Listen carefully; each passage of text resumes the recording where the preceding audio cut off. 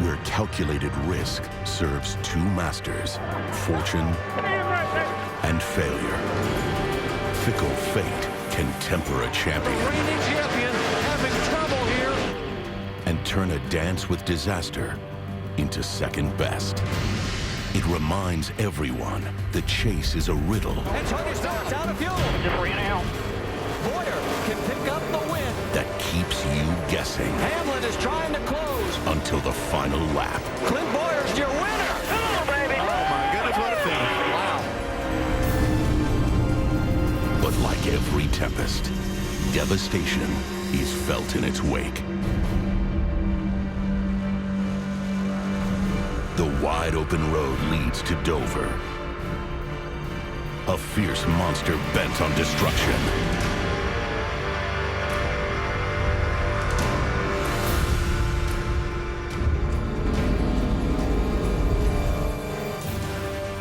Where victory rivals defeat on a knife's edge.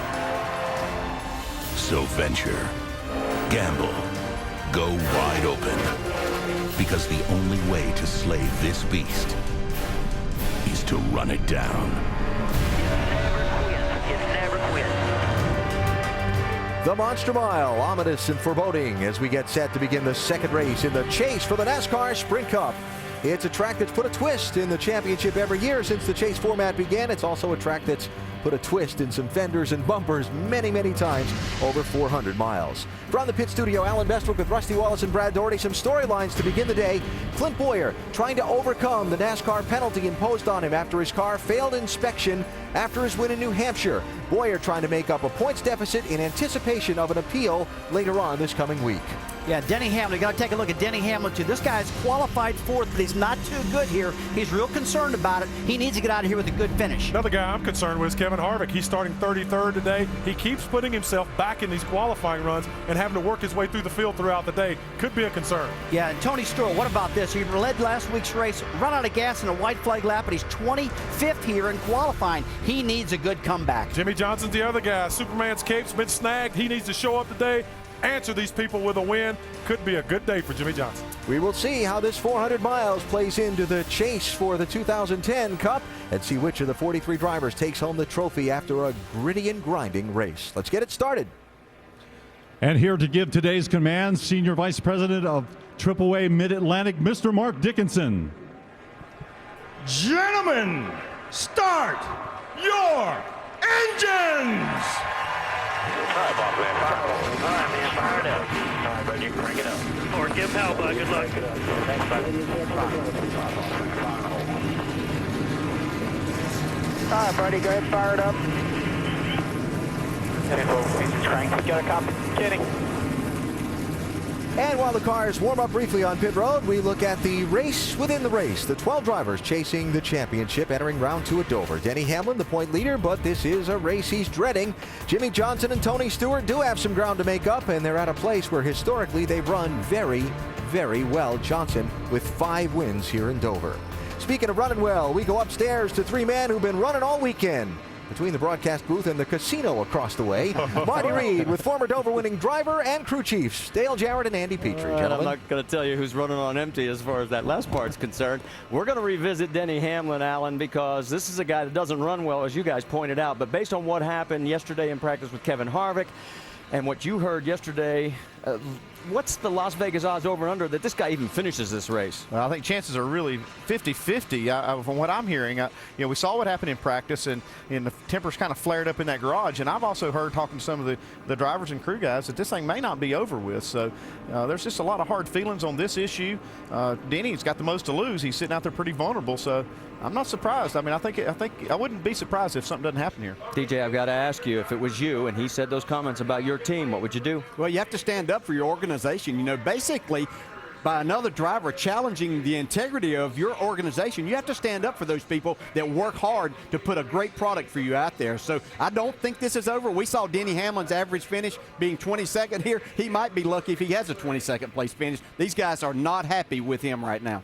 Well, one guy who's happy, at least for the moment, is going to be our pole sitter, and that's Jimmie Johnson, as he has picked up his 9th chase pole, his 2nd of the year, and 25th of his career. And as you see the starting lineup come across the top, we'll tell you the people that did not qualify were Jeff Green, Josh Wise, Ted Musgrave, and Tony Raines is going to go to the rear with a transmission issue, and Mark Martin's car had too much gas pressure in the shocks after qualifying, so he too will be going to the back. Let's talk to our in-race reporter today. That is Tony Stewart. DJ.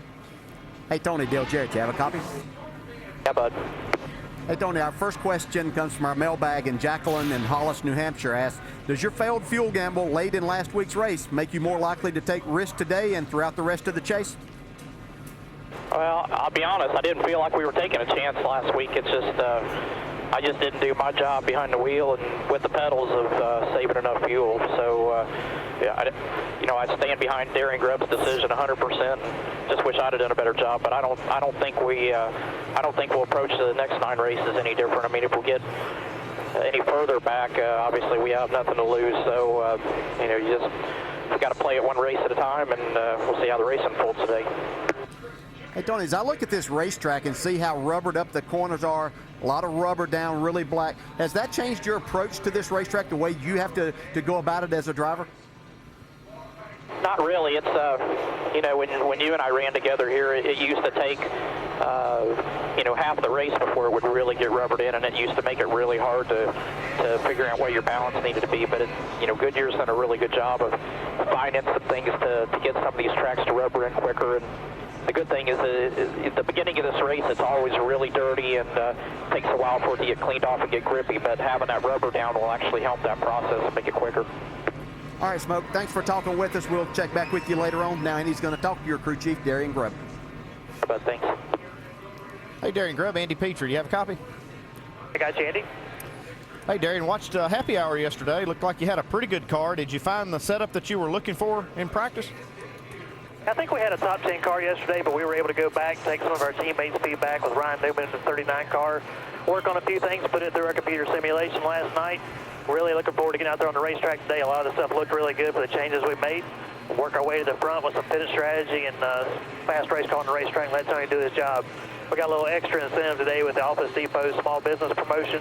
We got professional cleaning services at Greer, South Carolina out here. Just got a chance to win $1 billion tonight, so we're going to be pulling for it. All right, dude. Looks like Tony trained you pretty good. Hey, good luck today. Thanks for talking to us. Bye, guys. Have a good day. Well, based on last week, you might want to throw out all those computer simulations because anything could and probably will happen, and we'll find out as we go green next.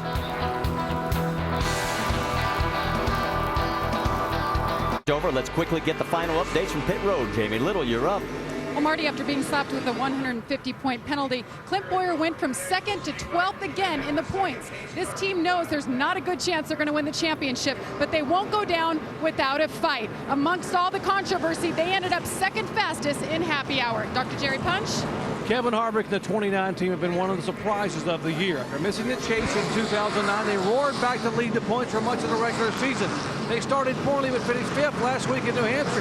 They hope to do the same, if not better, here today. Vince? Denny Hamlin is the points leader, but he has the worst average finish at Dover among all the chasers. Now, Hamlin was 4th here in May. If he has anywhere near that kind of result today, this team will call it a victory. Dave Burns? After Loudon, Jimmie Johnson fell to 6th in the championship. A pit road snafu, a late wreck. They finished 25th. Can they win their 5th championship in a row? In Jimmie Johnson's words, they got to be spot on from here on out. Marty? All right, thanks, guys. As we take a look at the track facts, we saw a lot of things happen yesterday. Lap 70 and lap 140, tire failures. Yeah, we were going to be watching that. I mean, you see that pit window 80 to 85 laps. That tire, it'll likely go that far, but somebody tries to push that camber issue or something there, it could, have a tire failure. We might see an earlier caution. How about we give a salute to TJ Ford, the jack man on Juan Pablo Montoya's car. There he is. You got to be safe down there, TJ. He'll be our over-the-wall reporter today. All right, we're getting ready to go green down the backstretch, and yes, you're not seeing things. It's 9 degrees on that straightaway as we get ready to go. Let's pick one guy outside the chase because the chase guy has always won this race. Who do you think one of the non-chasers could be? I'm going to just go as far as the outside of the front row with A.J. Allmendinger. He's had some good runs lately. That 43 car hasn't been to victory lane here at Dover since 1984 with the King. May be a possibility today. Well, if I want to get one, it'll be David Rudeman. He was fastest in one of the practice sessions yesterday and got a good car. 27 of the last 28 chase races have been won by chase drivers. We'll find out if that streak can get snapped. We're getting ready, and the second race of the 2010 chase is green.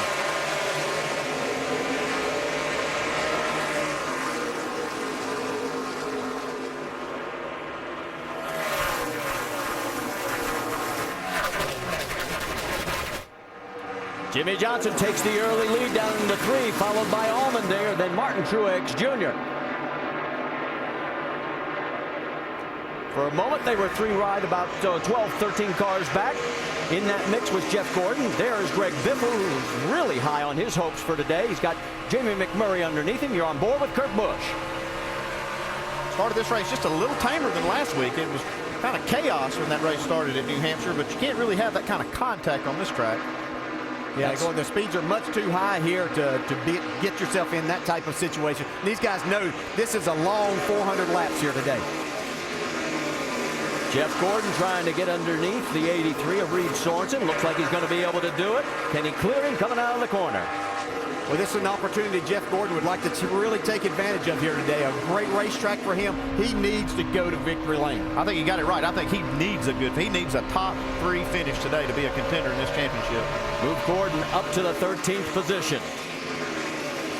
David Rudeman, who had a good car in practice, now going underneath the 83. And right behind him, here comes Matt Kenseth. And you were pretty high on Kenseth after watching him yesterday. Kenseth looked good in practice also. This is a racetrack where he ran his first Cup start a number of years ago, but he's always been very solid here. If anybody else needs a good finish, they certainly do to try to climb back in this. Kasey Kahne, Joey Logano also in that mix. And a little bit further back there, you see Clint Bowyer, as Bowyer has now moved up to the 19th position. He's picked up 5 spots already. He had a fast car in practice before qualifying. They just did not get a good run when they did make their qualifying run.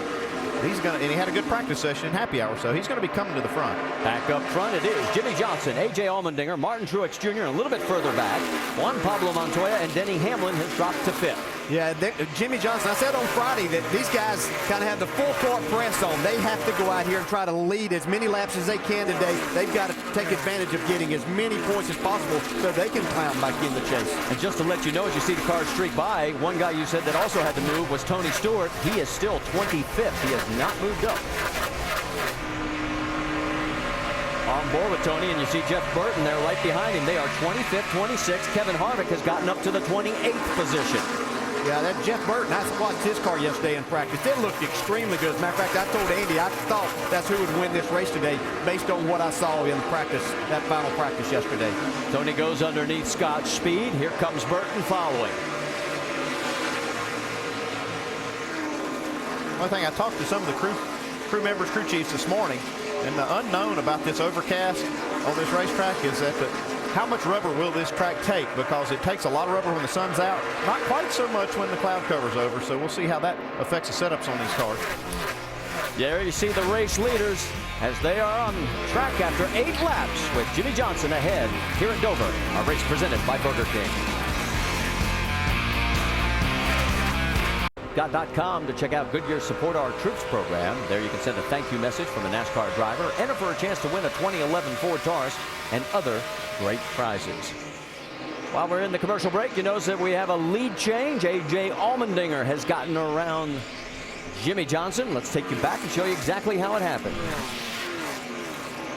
A.J. had been catching him. A.J. actually run a little different line. You can see Jimmie kind of lets him go right here. Kind of see what A.J.'s doing. This is not where A.J.'s been the fastest. He's letting his car, he's kind of diamonding this racetrack. And what I mean by that, he drives in a little high, goes up, and then cuts it back across the center of the corner as he on the exit. It's working really well. He's setting a torrid pace right now. Watch him right here. You can see the car goes up a little bit, and he's going to cut it back and almost clip the apron as he comes off. Gets a big run down the straightaway doing that. First laps led for Allmendinger here at Dover in his 8th start. He finished 14th back in May. Vince? Well, A.J. says he feels like he's losing a little bit as he rolls the center, but otherwise pretty happy with the car. You know, it's one of the things with this 43, if you follow the sport, you know they've really picked it up over the course of the last month.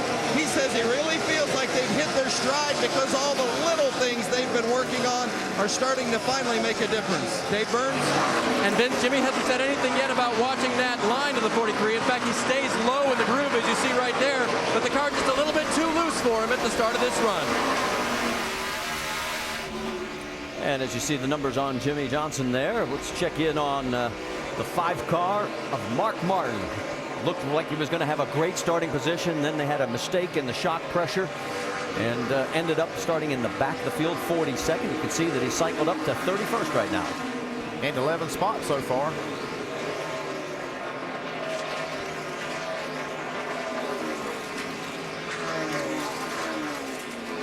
Another car that's back there, and you see Casey Mears, also Brad Keselowski, and we should tell you Dale Earnhardt Jr. is just a little bit further back. He's running in the 33rd position. There you see him at the top of the screen.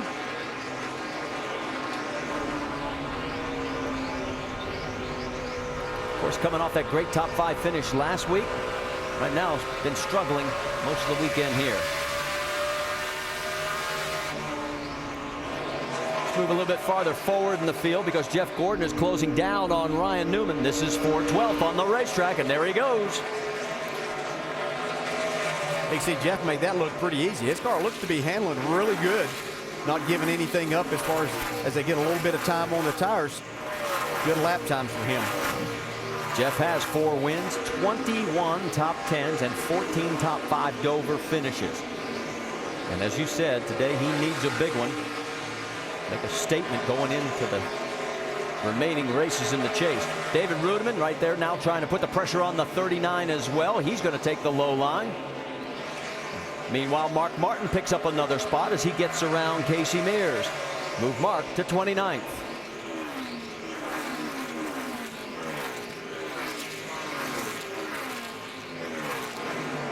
Our race leaders are now into traffic. You see Allmendinger trying to get around one of the slower vehicles. That's coming out of turn number 2. Jimmie Johnson's about 7/10 of a second back right now. Interesting to watch how Allmendinger handles this traffic. Not led a lot of these races, so kind of new to him to be the first one to catch the lap traffic. Yeah, Andy is thinking the exact same thing, and these guys coming up, he's not exactly sure, you know, they're not familiar with exactly what his driving techniques are and where he's going to be on this racetrack, so he'll have to do some adjusting. See Jimmy still right behind, and we'll watch Jimmy. He hasn't changed his line any. Of course, if you have a loose race car, it's a little bit more difficult to go up the racetrack and make any speed.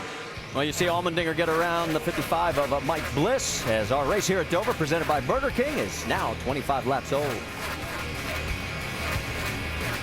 400 miles at Auto Club Speedway in Fontana. Well, the chance to win 400 prizes in 400 miles at Fontana, California. All you have to do is tune into ESPN October 10th.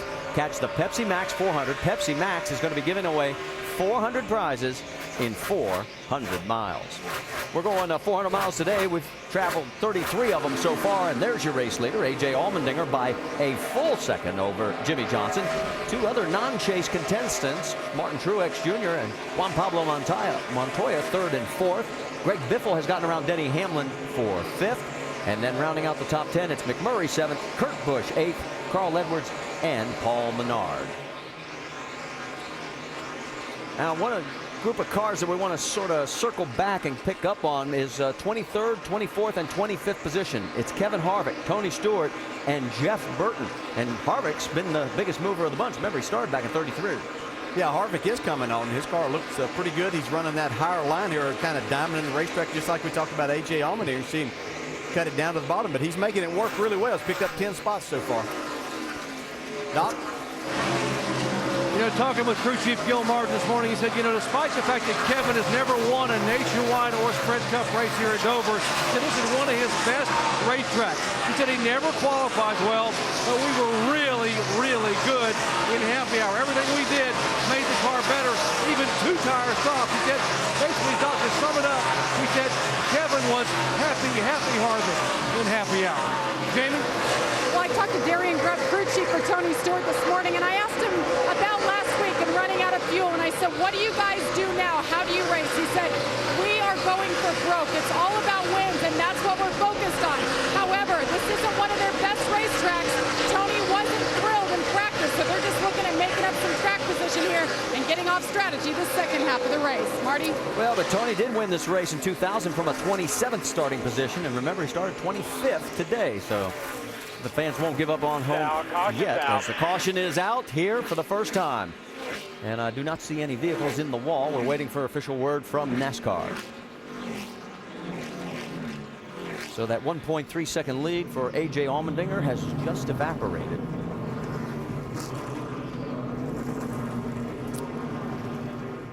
Okay, here's the word that we have gotten from NASCAR. The cover on one of the caution lights has come loose on the backstretch, and they want to get that attended to before it falls onto the track. Yeah, we've seen that happen. I think it was California Speedway. We saw one of those things fall down.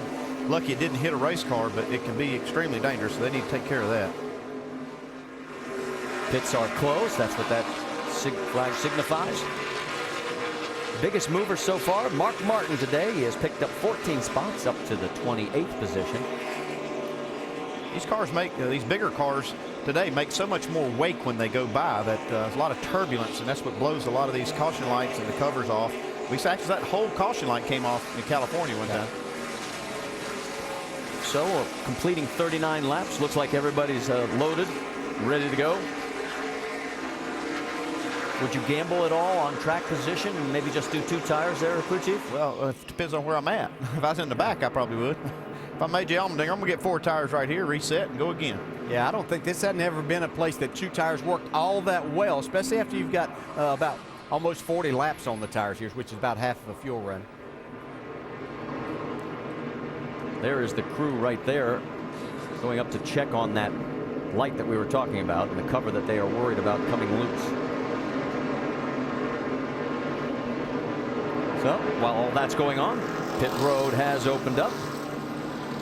A.J. Allmendinger does lead the pack on down, and we get ready and send it down to the Dr. Jerry Punch. Thanks, Marty. Martin Truex says the car is snappy loose in the corner. He can't roll the center of the corner. It's very, very loose. They're going to go down, air pressure, down around on the track bar. Actually, trying to add air pressure in the rear, down around on the track bar to fix it. Vince. The 42 of 1, Pablo Montoya, top of the screen, says it's a little tight. He's got a vibration in the right front also, that's making a 4-tire change with an air pressure adjustment. The 43 of A.J. Allmendinger, your leader, pretty good on entry, a little loose off. Just 4 tires, no changes. Dave? Second place, Jimmy Johnson. His car went to the tight side. They made a track bar adjustment. They had some trouble, I believe, on the left side, and he's going to lose a bunch of spots. He certainly is, Dave. As you see the Longhorn Steakhouse race off pit road. Greg Biffle, the big winner, +2. Johnson, the loser, at -3. But A.J. Allmendinger's crew has done the job again, and for the second week in a row, he is up front and having a great day. Had the best time. Look at Jimmy Johnson. Yeah, Jimmy Johnson's 15.3 second stop. You can see how much off that is of those top cars that hit pit road that time. 3 waiver rounds. Nemechek, Bliss, McDowell, the 34 of Travis Kvapil gets the lucky dog. Restart, A.J. Allmendinger. He's taking the low line right alongside Truex, Biffle, Montoya, and Johnson. Here we go.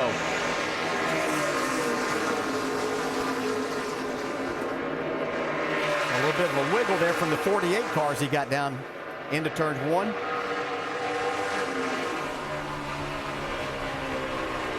On board with Kurt Busch. That's Denny Hamlin on the high side. So far, Hamlin's having the kind of race he's been dreaming about. Yeah, he's been able to get himself kind of in a comfort zone there on both of the starts here. See Martin Truex really wanting this lead from A.J. Allmendinger. Putting the pressure on. They head down towards 3. Just about a car length separates first and second. Here comes Kurt Busch on the inside of the 48. Jimmy tries to slam the door and does. A little further back, Joey Logano gets around Tony Stewart. Maybe the 2 tires might not be working. Yeah, we'll have to see that because all of these other guys have 4, and I think Tony's in a big trouble right there. Really loose. Look how far back Kevin Harvick is. And remember, they were running together, but Harvick took 4 tires. Tony took 2. Everybody took 4 tires. Tony Stewart was the only one I saw that took only the 2 tires, so he is going to be in trouble. Brad Keselowski right in front of him. David Reagan also in that mix in the 6 car. Jeff Burton just ahead of them.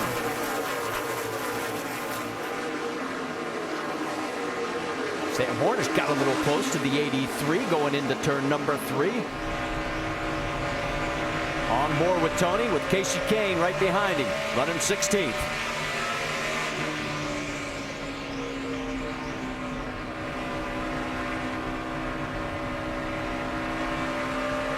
I think those guys had to think that some others would have to be getting 2 tires and they might get a little buffer from all of those other cars that might have got 4 in behind them, but so far it's not working out. But Tony's doing a pretty decent job with it now that the air pressures have built up a little in those right sides. Jeff Burton putting pressure on Sam Hornish Jr. as they go down into the corner. 39 gets a little high. Ryan Newman. Burton looks to the inside. Still not enough room. David Ruderman putting the pass on. Here goes Burton as well at the same time. I think maybe Burton might have had to make some changes to that car. Yesterday we were talking about they were so good in practice. We had a hot sunny day, and I think that the overcast condition, cooler temperatures on this racetrack may have thrown them for a little bit of a curve, but it looks like they've made a nice adjustment now. Check in on Kevin Harvick as he's got Reed Sorensen right in front of him. As we've now hit the 50 lap mark here at the AAA 400 at Dover. Tony, or I should say Jimmy Johnson and Kurt Busch still going after each other. That is for 6th. Kurt's been up beside Jimmy trying to make a pass on him, but wasn't able to do that. Looks like Jimmy's car's coming around to him now. Oh, pretty close here. Look, watch out. That's a wreck. Watch out. Newman gets into the double O, and Ruderman has heavy damage on the right rear quarter. Second caution of the day is out. And a tough break for Ruderman because he had a good race car going. He was 18th at the time. Right rear quarter panel's killed here, Rodney. I think he may go pay Mr. Newman a visit right here.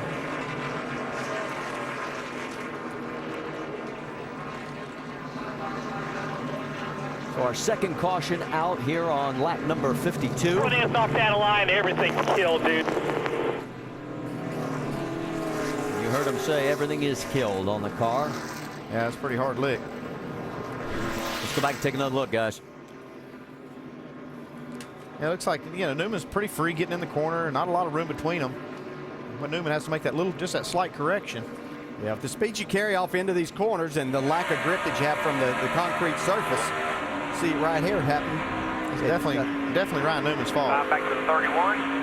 Inside, clear, all clear. Tough break because he's coming off a 7th place run back in New Hampshire. Yeah, and they were really looking forward. Andy had mentioned that they were really fast in practice yesterday. They were looking forward to this race. Just unfortunate to have it taken away right there, but the responsibility of that inside driver is you have to make sure that your car's under control as you go off in the corner. Well, as we get ready to head to a commercial break, we'll tell you that Michael McDowell is off the track. So is J.J. Yeley, Conway, and Blaney is officially out, and it looks like Ruderman could be also.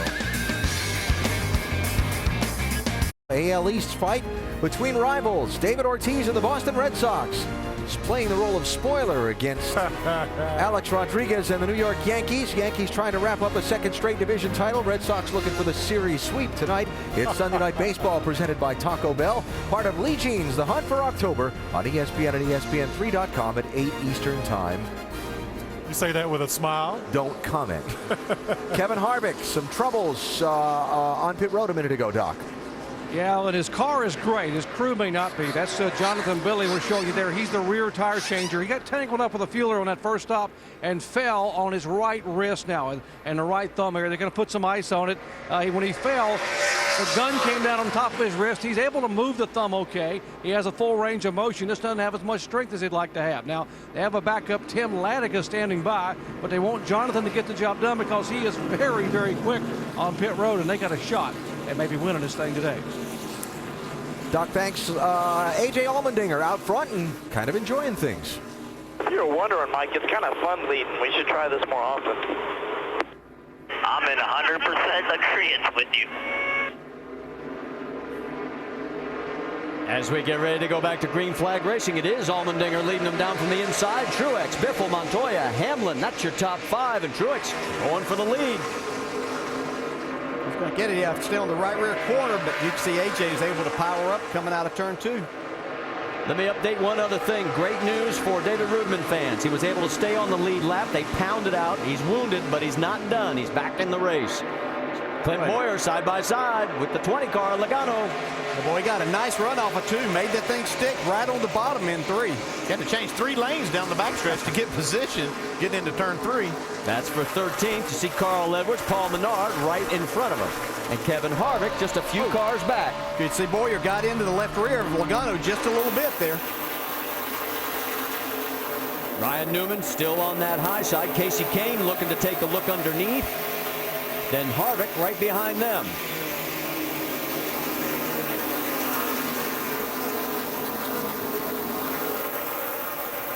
Right after Harvick, you've got Tony Stewart, Jeff Burton, so you have 3 Chase contenders still basically trying to work their way back towards the front.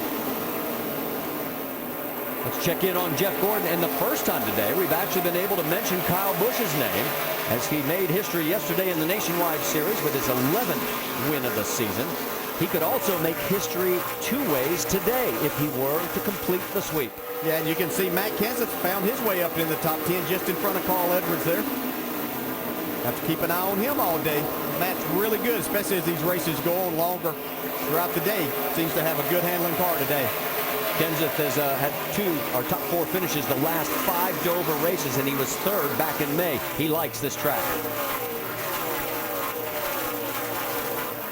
Juan Pablo Montoya and Greg Biffle going after each other. Biffle has been true to his word, says he's had a good car, although right now he's going to surrender the position to Montoya, so move Juan Pablo up to 3rd. And here's the irony for you guys. 3 non-Chase contenders leading this race right now. And this race has traditionally been won, always been won by a Chase contender since the championship started, that format.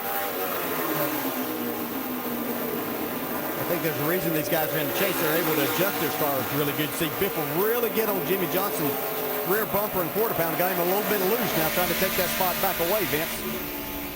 Yeah, Greg Biffle not 100% happy with his car, although he says it's not bad, but they definitely are already talking about adjustments they're going to make on the next stop.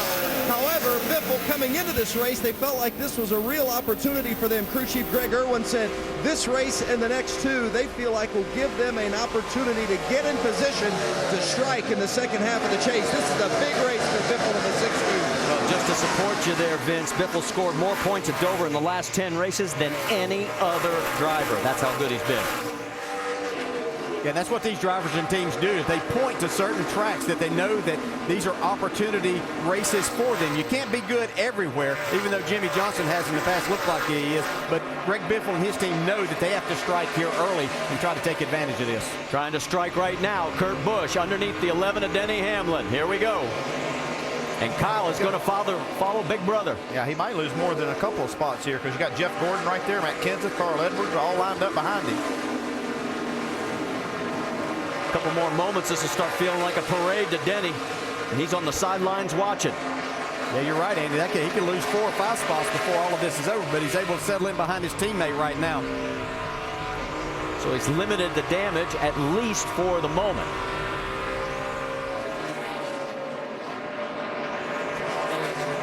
Give you an idea of where they are in relationship to the race leader, A.J. Allmendinger. He's led more laps today than he had in his previous 107 starts combined.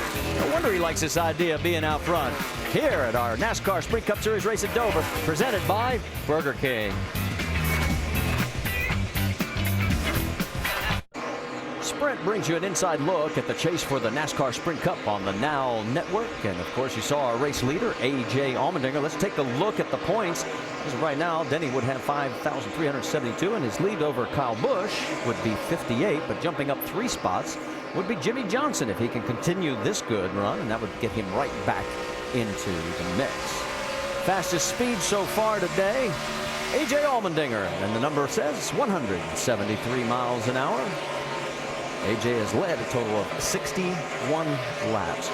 For more NASCAR stats, in-car audio, and live race radio, check out NASCAR Sprint Cup Mobile at sprint.com/speed. Dinger's lead over Martin Truex, 1.8 seconds. There's the margin there. And there's Jimmy Johnson, 3.9 seconds behind the leader. And Juan Pablo Montoya closing down on him quickly. A little further back, keep an eye on this, because remember, it was Newman that sort of slid into David Reutimann. Reutmann's now 1 lap down, and he can't even keep up. I mean, that's how much damage there is to the car. And Harvick's going to go by him as well. So no retaliation from David when he had the one chance. And Casey Kane comes through as well. And here comes Jeff Burton. And right behind, Jamie McMurray. And McMurray trying to rebound from that last round of pit stops. He's up to 19th. I think they must have wanted to make some adjustments on this one car, get some tires back on, and see if they could help it out a little bit as the sun's come out, Dave. Well, yes and no, DJ. I kind of listened to him on the radio, and you got the feeling that they weren't sure they really did want to pit. The car was a little bit loose, but it wasn't way out of control. So once they hit pit road, they took their 4 tires, made an air pressure adjustment, and Jamie's been fighting his way back. He did just radio in. It's a lot better. And what we just noticed also was Jeff Burton making room for him, and obviously not having the car he needs under him right now. Well, with the combination of the adjustment and like 10 or 12 lap fresher tires, he's able to go buy some really good cars here. And it's still early in this race to have a big battle. Let's get an update on the 31, Jamie. Well, Jeff Burton was really quick in practice, guys, especially final practice where he was 3rd overall. Talked to the team this morning. They said we would be really disappointed if we didn't have a top 3 finish. Well, Jeff Burton didn't do his part on qualifying, didn't go as planned. They ended up qualifying 27th. And the car right now, back there in traffic, not very good. He's loose, and he's not very good on the long run. They need to get this car better if they want to move up, Marty. Just a little bit further back behind Jeff, there is Tony Stewart, as he is still trying to fight his way towards the front, running in the 20th position. See, just that little bit of sunshine shining on the track. It's heating up a little bit. Trying to figure out maybe who is benefiting from this. Looks like maybe Jimmy Johnson is his car is a little bit better with the sun on the track. And that sun's a blessed relief, because there was the potential for some of that 4-letter wet stuff that we don't want to mention. It's to the north of us right now. Dave, give us an update. We know the 48 car started out front on the pole today, and it was one of the conversations I had with Chad Knaus this morning. You've led in the last 3 races 794 laps, so you kind of tune your car to be out front, right? And he's kind of like, well, yeah. I mean, it's a huge difference if you run out front all the time compared to how you tune your car if you're back in the pack. So, Andy, they restarted 6th. I don't think that's really back in the pack.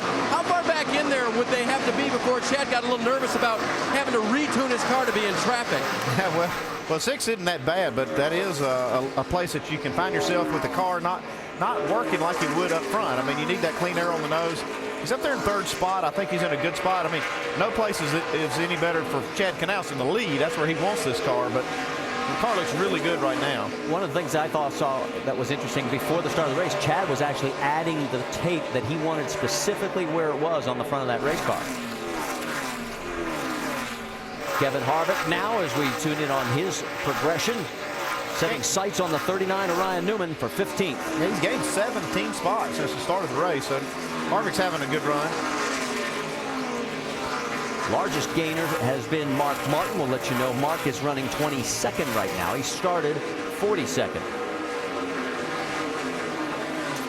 All right, let's go back and check in on our race leader, because A.J. Allmendinger has now opened up a 2.3-second margin over Martin Truex Jr. You want to see how big a lead that really looks like from 1st to 2nd? Well, there it is, and here's what we heard on Martin's radio.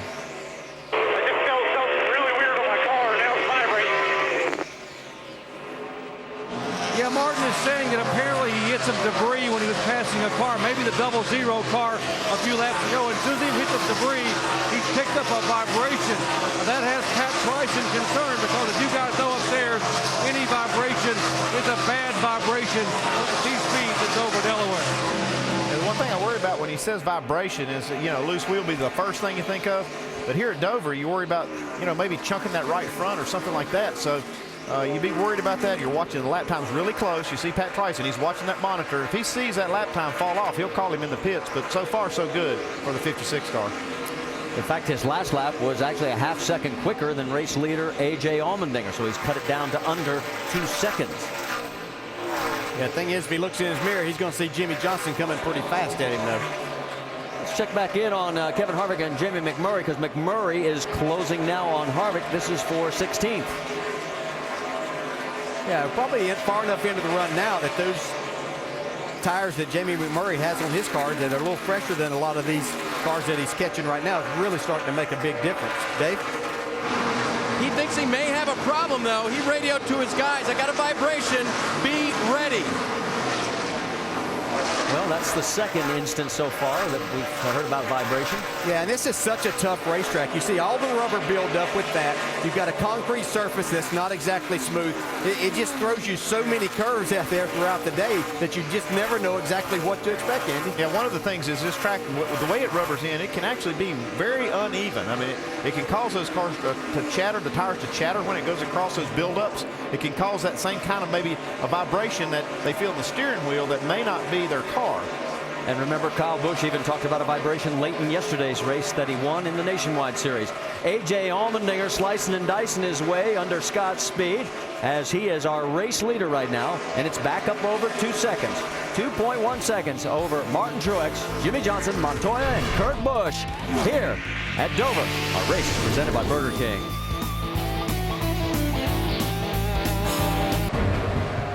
The Monster Mile provides quite a challenging atmosphere for the pit crews to work at. Look, the cars are above them on the racetrack coming by. The noise is deafening.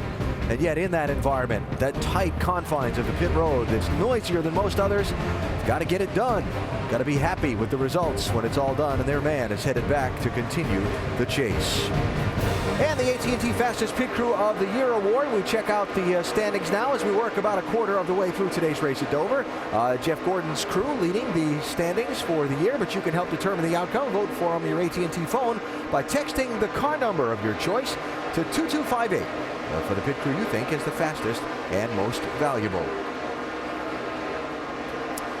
1 quarter into today's race, A.J. Allmendinger has been the dominator so far after Jimmie Johnson led 13 laps and David Gilliland led one on an exchange of cautions. It is the Dinger that has been out in front as we close in on another set of green flag pit stops. As for Jimmie Johnson, he's had a little hiccup on his pit stop earlier in the race. He's back in third now. He's picked his way forward a few spots after the troubles on pit road. And wasn't there a conversation in our booth a minute ago about rubber buildup? Listen. Starting a little inconsistent in and off. I think the rubber's starting to build up is what's causing that. So I've been searching around a little bit. Still a little snug in the center, but kind of upset of that. It just depends on how I hit that rubber getting in and off. And with Rusty Wallace and Brad Daugherty, how you hit the rubber that's laid down on the racetrack going into the corner. You drivers really have time to look at that when you're charging into these turns at 170? Well, the groove's constantly changing throughout the day, especially here at Dover, Delaware. The track's getting really black out there. The tire that Goodyear Tire Rubber Company brought here is laying a lot of rubber down, and as the conditions get hotter, I mean the track heating up because of the sun, it's going to lay more rubber down yet. So it's going to be a concern. It's something they got to negotiate throughout the day, but it can cause vibrations the way the tire rubber gets on the tires. Yeah, and the interesting thing is we talked about it earlier today in our show is the rubber that's already there on the racetrack that's been ground in. With the cool temperature, it has an ability to come back up and get stuck back on and adheres to the tires. So the guys are going through a lot trying to figure out how to get good solid laps without letting that rubber adjust how they run those laps. Race for 8th and 9th here. Denny Hamlin in 8th, Jeff Gordon in 9th. Reminder that most of the front runners, as Kevin Harvick goes by Clint Bowyer to pick up a spot there, 14th and 15th positions. Reminder, most of the front runners pitted at lap 40. And then we've got another schedule of about 13 cars that pitted at lap 53. So we're going to see some green flag pit stops in the very near future for most of the front runners, and that's when things get a little dicey here where strategy and caution flags are concerned. Tell you what, I've been really impressed with Kevin Harvick. I've been watching him. He's qualified 33rd. He's already up to the 14th position right now. Clint Bowyer didn't qualify well either. He's right there, so big resurgence from qualifying for the Richard Childress teams. Jamie, you're looking pretty good out there. He is. He's kind of stuck in his position right now, trying to move up, but they're staying in that 14th position. Now, a lot of people wanted to know, part of the penalty was losing his crew chief, Shane Wilson, you see him on the right, for 6 races, as well as the car chief, Chad Hannay. Now, because they're appealing it, the crew chief is back to business here this weekend. However, if it is upheld this week, Shane Wilson will be suspended and the car chief for 6 weeks, and it will be Scott Miller, the competition director, taking over. But business as usual this weekend, Marty. All right, thank you, Jamie. And as Kevin Harvick continues to pull away from Clint Bowyer, his teammate, Right in front of Harvick is his next target, which would be Paul Menard. And what's going to get interesting here is, as we're looking at the leaderboard, Denny Hamlin's in 8th position. Harvick is only 6 cars back, and he will be the first of the RCR teammates to run into Mr. Hamlin, perhaps. They had a little run-in in practice yesterday, so looks like Denny's coming backwards, and the 29 is definitely going forward. As we mentioned, that's Paul Menard right in front of him, and then the 17 also right up there with Matt Kenseth. Let's check back in on Tony Stewart. It's not been the kind of day that he has wanted. He's in 22nd position.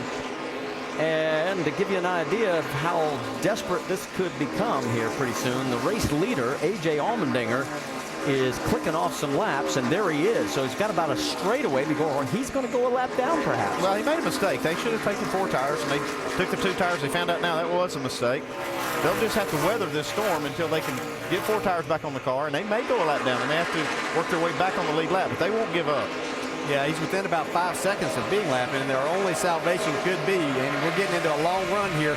We've seen in the past, we get those long runs, right front tires tend to go away. May see somebody have that problem, and that could benefit them. Yeah, you find somebody trying to push the issue just a little bit with that right front. This is one of those tracks that just puts so much load on the right front corner that you can't abuse that tire without blowing it out. Kevin Harvick got around the 98 of Paul Menard. Boyer tried, but Menard shut the door quickly.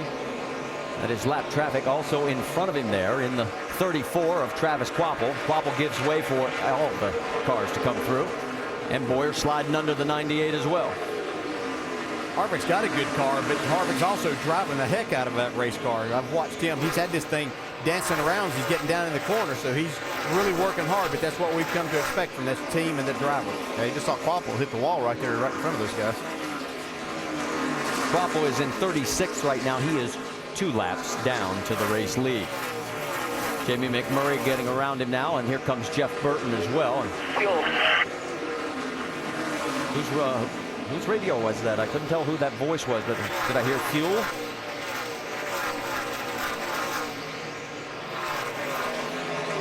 A.J. Allmendinger coming to pit road. He had about a 3.4 second lead before this round of pit stops. We'll see how the crew does after they run through the cycle. Well, he last pitted on lap number 40.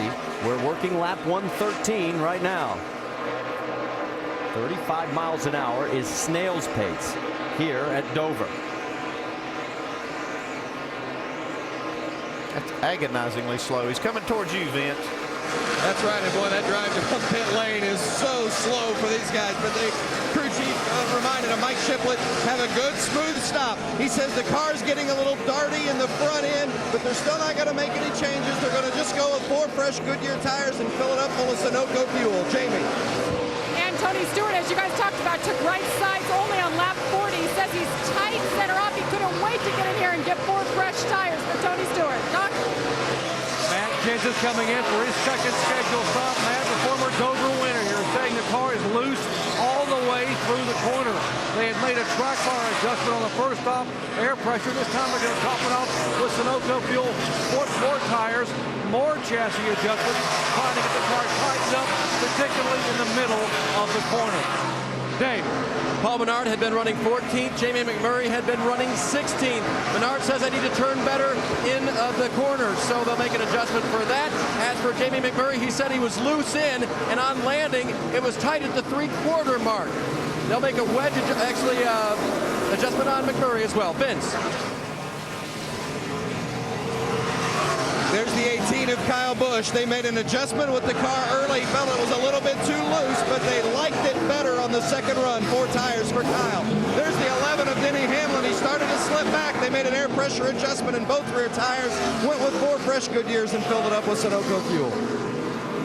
And the pit stops continue. See Jimmy Johnson at the bottom of your screen as he is getting his service, Dave. His car was inconsistent in and off. You heard about that on the radio. Tight in the center is what they'll go to work on for Jimmy Johnson. Air pressure adjustment for him. And this time, boy, still a little bit of a stumble there. Didn't look really clean. 15-second stop, guys. Martin Truex was the race leader, but as he has made his stop, he surrendered the lead to Joey Logano. There's Truex getting his service finished up. Kurt Busch also in right now, Dave. two car of Kurt Busch during that last run, still loose. They were going to just do air pressure, but Kurt said, you know what, it's going kind of crazy on me, so he wanted a track bar adjustment as well. Two adjustments for the two car. Doc? Leader Joey Logano on pit road, so the car is tight in the middle. We're going to make a 4-tire change. Air pressure on Joey. What a difference a year makes. Remember, a year ago, he tumbled his car over and over here on lap 31. He comes in this time, just past the 100 lap mark as the leader. James.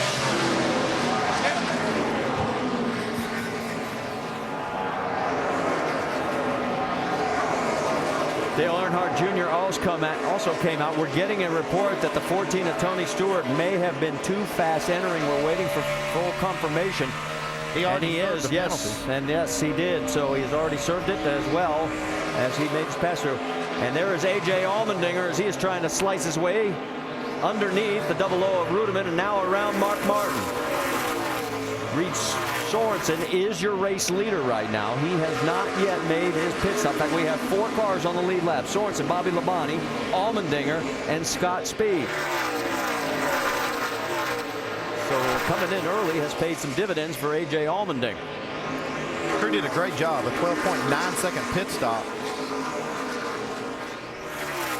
All right, let's go back and show you Tony Stewart. Too fast entering. This is one of the most difficult entrances to pit road. Oh yeah, he's way fast right there. And remember, we told you it's 35 miles an hour, and there are timing zones. And if it's not the average of all those zones, it's in each zone.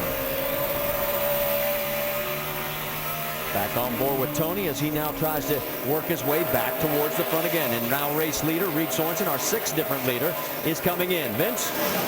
Sorensen started the race 12th. He was 27th last week at New Hampshire. Says the car's not too bad. It's a little bit loose. Heard that a lot today. Guys dealing with a handful of cars, especially loose on exit. They're going to make a 4-tire change. Also an air pressure adjustment on the 83 of Reed Sorensen. Now, he got the lucky dog on the last caution, and right now leads A.J. Allmendinger by 8.7 seconds, but remember, he still has to make a stop.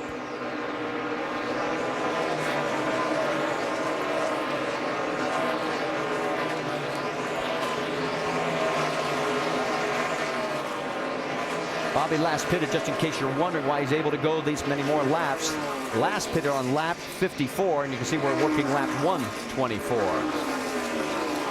Now we'll show the interval back to A.J. Allmendinger, who will inherit the lead again once that Bobby takes his pit stop. And right behind him, of course, Mark Martin.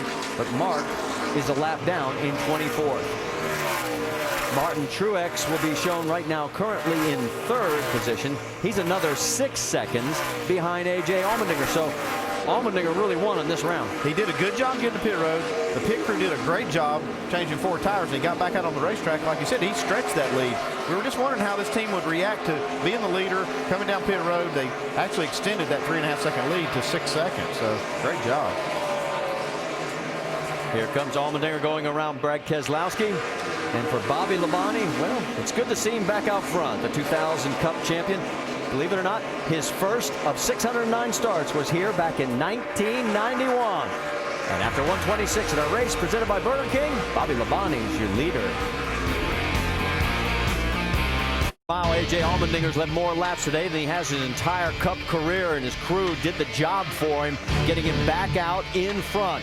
His lead when he came in versus when he came out. And Andy, you mentioned it. He could play a big spoiler role today. Oh, wouldn't that be great? He would love that, I'm sure. See right there, 3.5 seconds before the pit stop, and after the pit stop, this is a current 5.5 deficit that that we see that Mark Truex has. So, team doing a really good job on pit road. Let's reset it for you. It's behind Allmendinger and Truex. It's Jimmy Johnson, Kurt Busch, then Kyle Busch, Juan Pablo Montoya, Denny Hamlin 7th, Kenseth 8th, Edwards 9th, and Biffle rounding out your top 10. We've got a total right now of 19 cars on the lead lap. And let's get an update on the 48 car who's in 3rd place. Let's listen in on the radio. The car gets a lot more responsive after 3 or 4 laps. The first few laps, it just doesn't do much right. 10-4, man. We really got to try to work traffic a little bit faster, man. Thought I was doing a good job this time.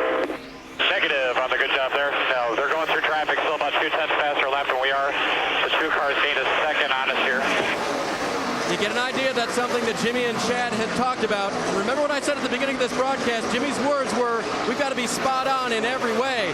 Apparently that means working traffic as well. Well, I mean, and they're talking about just a tenth of a second. How about you like to be Tony Stewart right now? Let's update you on him. He's 31st, 2 laps down, the speeding penalty. Deadly. There he is right there, and you can see he's in 31st position. Total of 7 cars are either off track or behind the wall. Let's go to speeds at the line next time by. Let's find out after the pit stops who really has the fastest car out there right now. Here comes the race leader. Cars get kind of strung out after you make a green flag stop, so it's hard to tell really who is the best car. This is the best way to look at it. And remember, he's got this 6-second lead. There it is. And Truex is quicker. Now Johnson. I think Chad must have got Jimmy's attention. About the last 3 laps, he's been faster than the leader has. Denny Hamlin. And look at Edwards.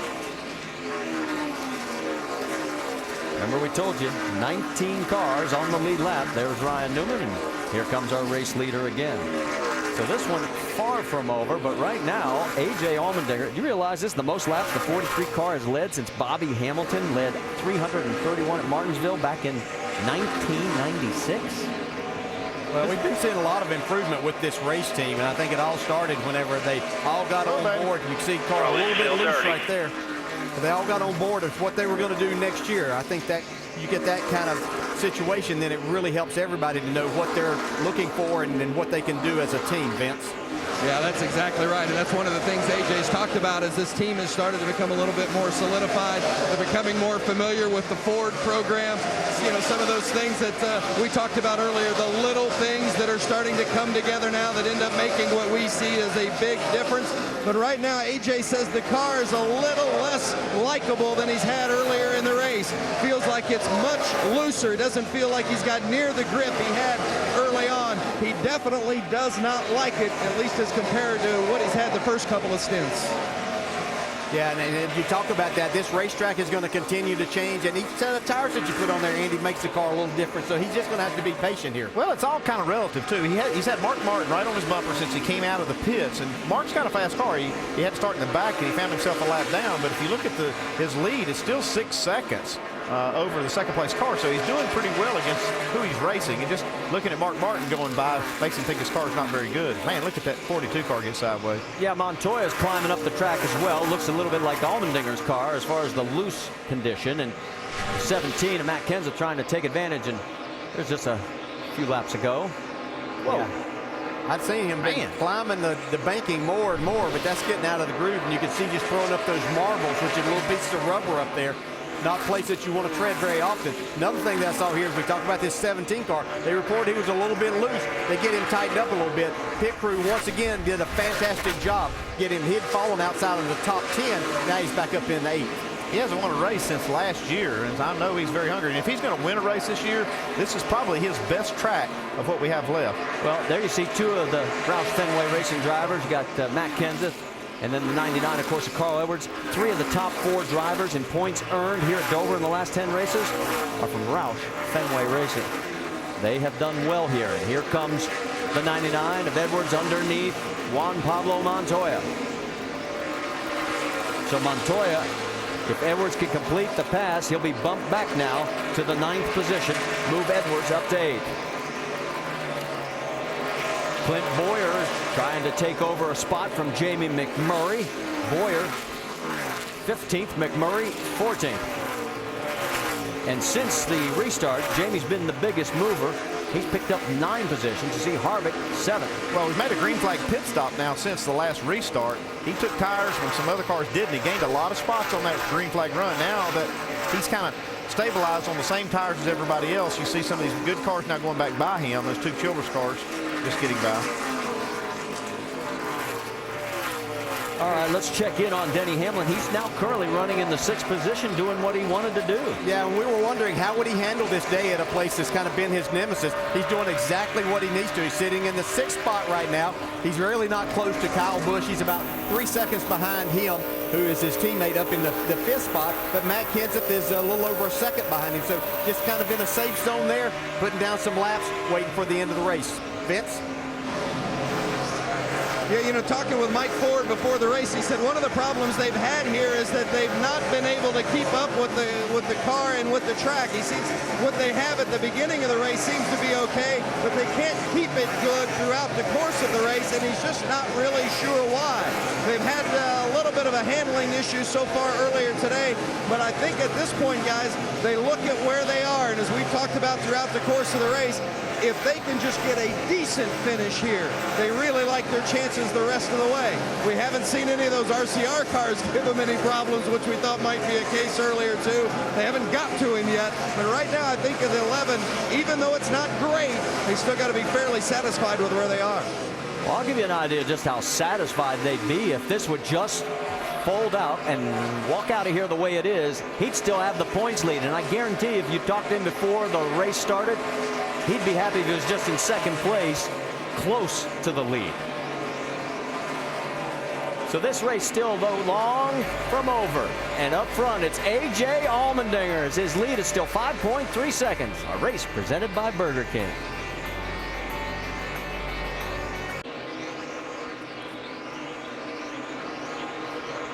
Back here at Dover, as you see, we're working lap 158 of 400, and the race leader is A.J. Allmendinger. He's led 129 so far. We've had 7 different leaders with 8 lead changes. But the big story during the commercial break involves that man right there. A bad week has gone worse. Watch what happened to Clint Bowyer. It's starting to fall back just a little bit. You can see just how loose he gets coming out of 2. Saves it till right there. A lot of damage to that 33. Jamie, you've got more?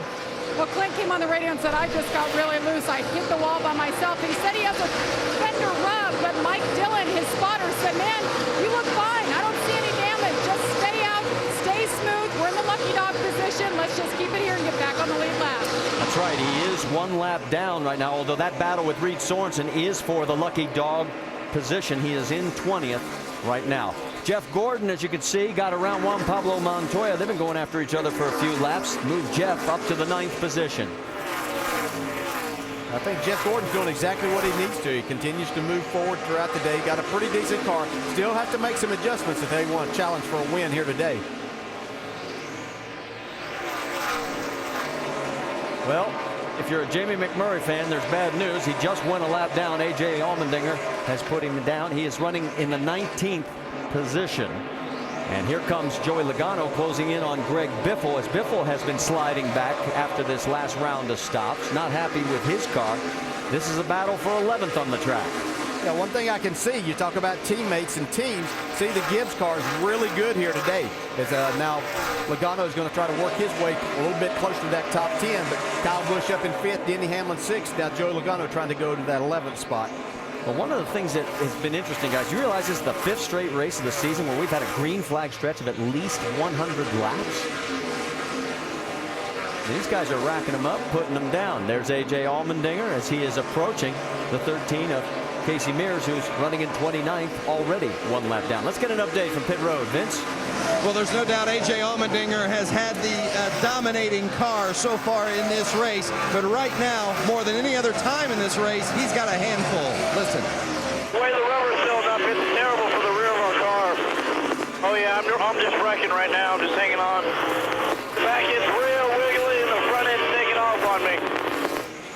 Right here, he's got problems in the front end and the back end. Let's go to the NASCAR Craftsman Tech Garage with Tim Brewer and get an idea how they might be able to help it. Tim? Thanks, Vince. To get the car in the corner and get it to turn through the center, you might do a little bit of air pressure. But still yet, to get the car forward bite, get it more traction off the corner, you're going to see the guys actually run the track bar down. What we're trying to do here is move the pivot point lower to give the car more rear grip. But still yet, some of those guys, when they're wrecking loose, they want to put this spring rubber in the left rear spring, and that's going to tighten the car up as well. Marty? All right, thank you, Tim. And as we've been focusing on A.J. Allmendinger, let's update you because Jimmy Johnson has just gotten around Martin Truex to take over the 2nd spot. And there is Jimmy. And he has opened up a 1.5-second margin over Martin. Don't know if Martin's got a problem, but made it look pretty easy. Carl Edwards also trying to get around his teammate, Matt Kenseth. That's for 7th, so move him up.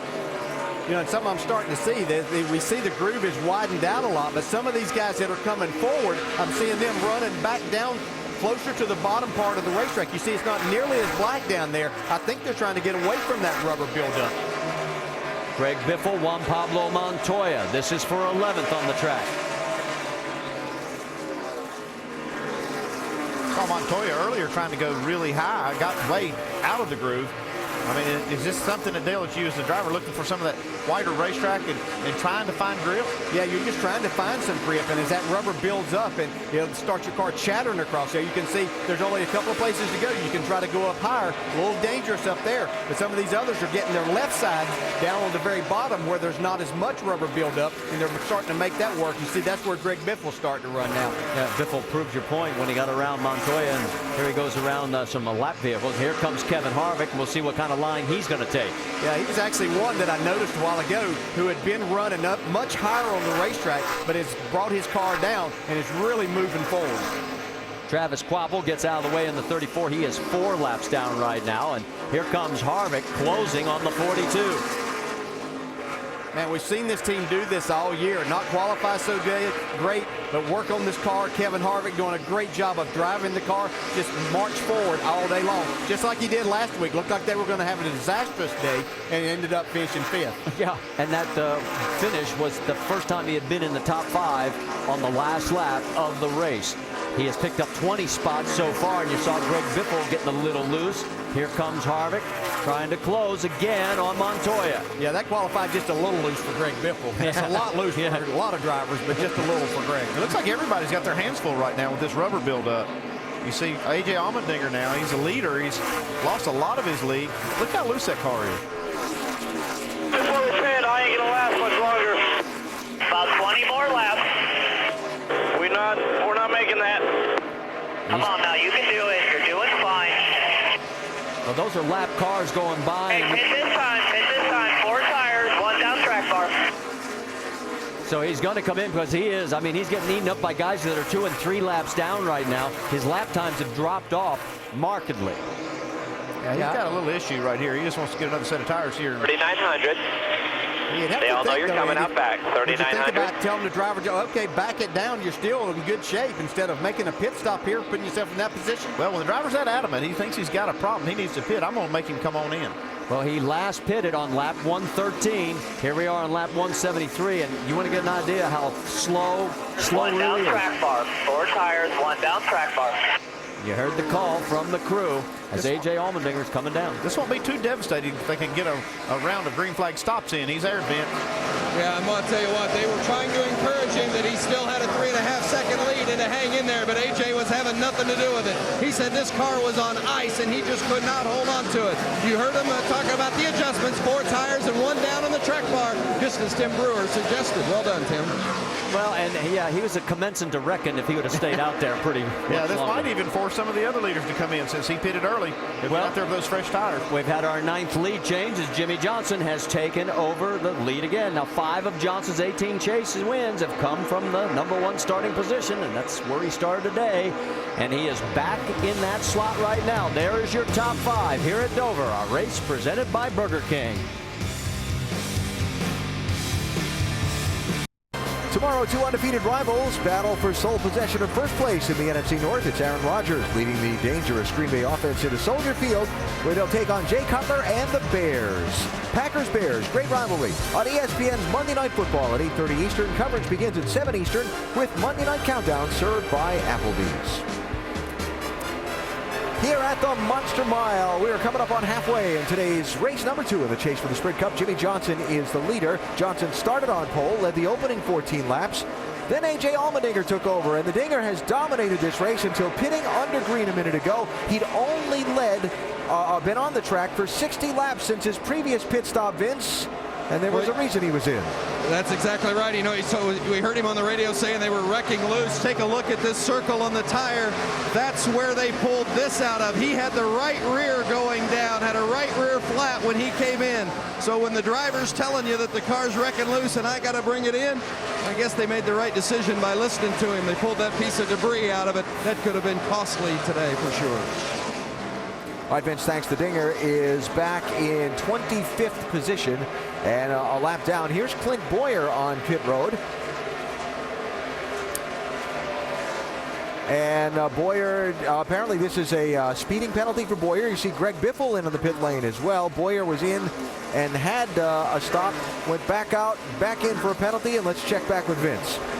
Yeah, Greg Biffle is in. He says the car is just still too loose. They've been dealing with that all day long. They're going to make an air pressure adjustment, a half pound out of the right front. 4 tires and fuel, Marty. And as Greg Biffle pulls back out, Jimmy Johnson trying to go after Reed Sorensen to put him a lap down. Sorensen, the last car on the lead lap, in 19th position. You're wondering where Allmendinger is. He is 23rd right now, quite a few spots from the lucky dog position. 47, and Marcus Ambrose in. Looks like something might be wrong with Denny Hamlin here. Looks like 17's coming pit road. Oh, whoa, whoa. Oh, that didn't make it. No, that's going to be costly right there, buddy. Wow. So he missed the commitment line, and so now he's got a left front tire that's blow. Bring out a caution too. That's going to change everything here. Wow. Get it to the bottom. The 88's in. Let's go to Jamie. Well, Dale Earnhardt Jr., oh, you see the 17 there, big problem for him. But the 88, he has been tight and loose all weekend long. How do you call that, guys? The yellow is out, caution out, and the 88 remains working on his pit stop, Marty. Well, they'll be able to finish up and get back out, but boy, this is going to create some questions in the minds of some crew chiefs. Well, that's just kind of mistakes that we talk about when you, especially when you get in the chase. You don't want this to happen anytime, but it's driver's responsibility to know that. And we talked about how difficult it is to get on pit road here, but you can see Matt Kenseth lock him up, really trying to get to that. Yeah, you see, he's got to be inside of that yellow mark there. I'm sorry, the orange mark down on the line. He is the 3rd chase contender with a problem today. He ground that left front tire all the way through the cords, and right here you'll see it just blow out. And all the fender pieces started flying on the front stretch, and that's what brought out the caution. And Matt, right here, right there is where it goes, Andy, and you're right. And he has had a stellar record here. We mentioned it earlier. This is a setback, and this is one of their tracks where they were hoping and counting on picking up points. Well, it didn't hurt just him. I mean, I know he's got a lot of damage and all that, but you had A.J. Allmendinger, who made a green flag stop. He's a lap down. We had quite a few of them that had pitted. Greg Biffle went 2 laps down by making that stop of his. He had an adventure getting on pit road. I was watching that, but wasn't quite as bad. Allmendinger misses the lucky dog by 1 position. It will go to Elliott Sadler, so but we would expect him to stay out and probably take the wave around. We're getting ready for another round of pit stops. This time it'll be under caution. Our 3rd here on lap number 189, and here comes race leader Jimmy Johnson. And up first it'll be Dr. Jerry Punch on Martin Truex. You guys talking about all the rubber buildup on the racetrack. It's exactly what Martin is talking about. It goes across the rubber buildup, the car gets loose and it snaps loose and it gets tight in the middle and gets loose coming off because of the rubber. He said, I don't know how to gauge this car. They were going to make an air pressure change and maybe change the track bar right now. 4 tires and top it off with Sunoco fuel. Vince. Kyle Busch is in. He likes his cars. You see a tire getting away from the 56 crew. Kyle Busch on top. Dave Rogers, the crew chief, wanted to make an air pressure adjustment in the front, but Kyle said no. He likes it, Dave. Busch running 3rd. They will take air pressure out of the left front tire. That's the only adjustment. Jimmy Johnson on that run said about his race car that it was sketchy on the landing. Here's the race off pit road. And it's going to be Jimmy Johnson followed by Martin Truex. Kyle Busch is going to pick up 1 spot at the expense of brother Kurt. Denny Hamlin and Joey Logano pick up a couple each, or 1 spot each. And Carl Edwards loses 2. Let's go back and take another look. Here's the pit stop on the 56 with that tire getting loose. Yeah, almost got away from the team. They real lucky to get it back. They get it back across the wall so they can finish the stop, but it cost them a little bit of time. See right here how much it just cost them just a little bit of time. Well, we're hearing the 2 car was too fast on pit road, so he's going to get a penalty. So Kurt Busch too fast entering now officially from NASCAR, and so now he is going to have to serve the penalty. And another chaser having a problem here, as that's now 4 of the 12 that have had issues here in this race, and we're not even halfway. Back to the AAA 400, and make sure to go to NASCAR.com for all your latest NASCAR information. All right, we are under our 3rd caution. Kurt Busch got a speeding penalty, too fast for entering, and it was the segment right prior to his pit box, and onboard camera will show us exactly what happened. See, these white lines are the ones that where your segments are. You can hear right there, but he's got another segment there they thought that was in their pit box, but just that speeding up is what got him. Let's listen in on his radio. Us? Oh my God. Well, I lost ground to the 56. It's got to be about halfway anyway. That's usually when we fall apart. All right, they'll get regrouped. As I said, they still got over half the race to go. 7 waiver rounds. Biffle, Allmendinger, Earnhardt, Boyer, Keselowski, Ambrose, and Gilliland. Also, let's revisit the AT&T Fastest Pit Crew of the Year award. The fastest pit crew is determined by the winner of each race. The pit time, your vote. Be sure to text the car number to 2258 for your pit crew choice.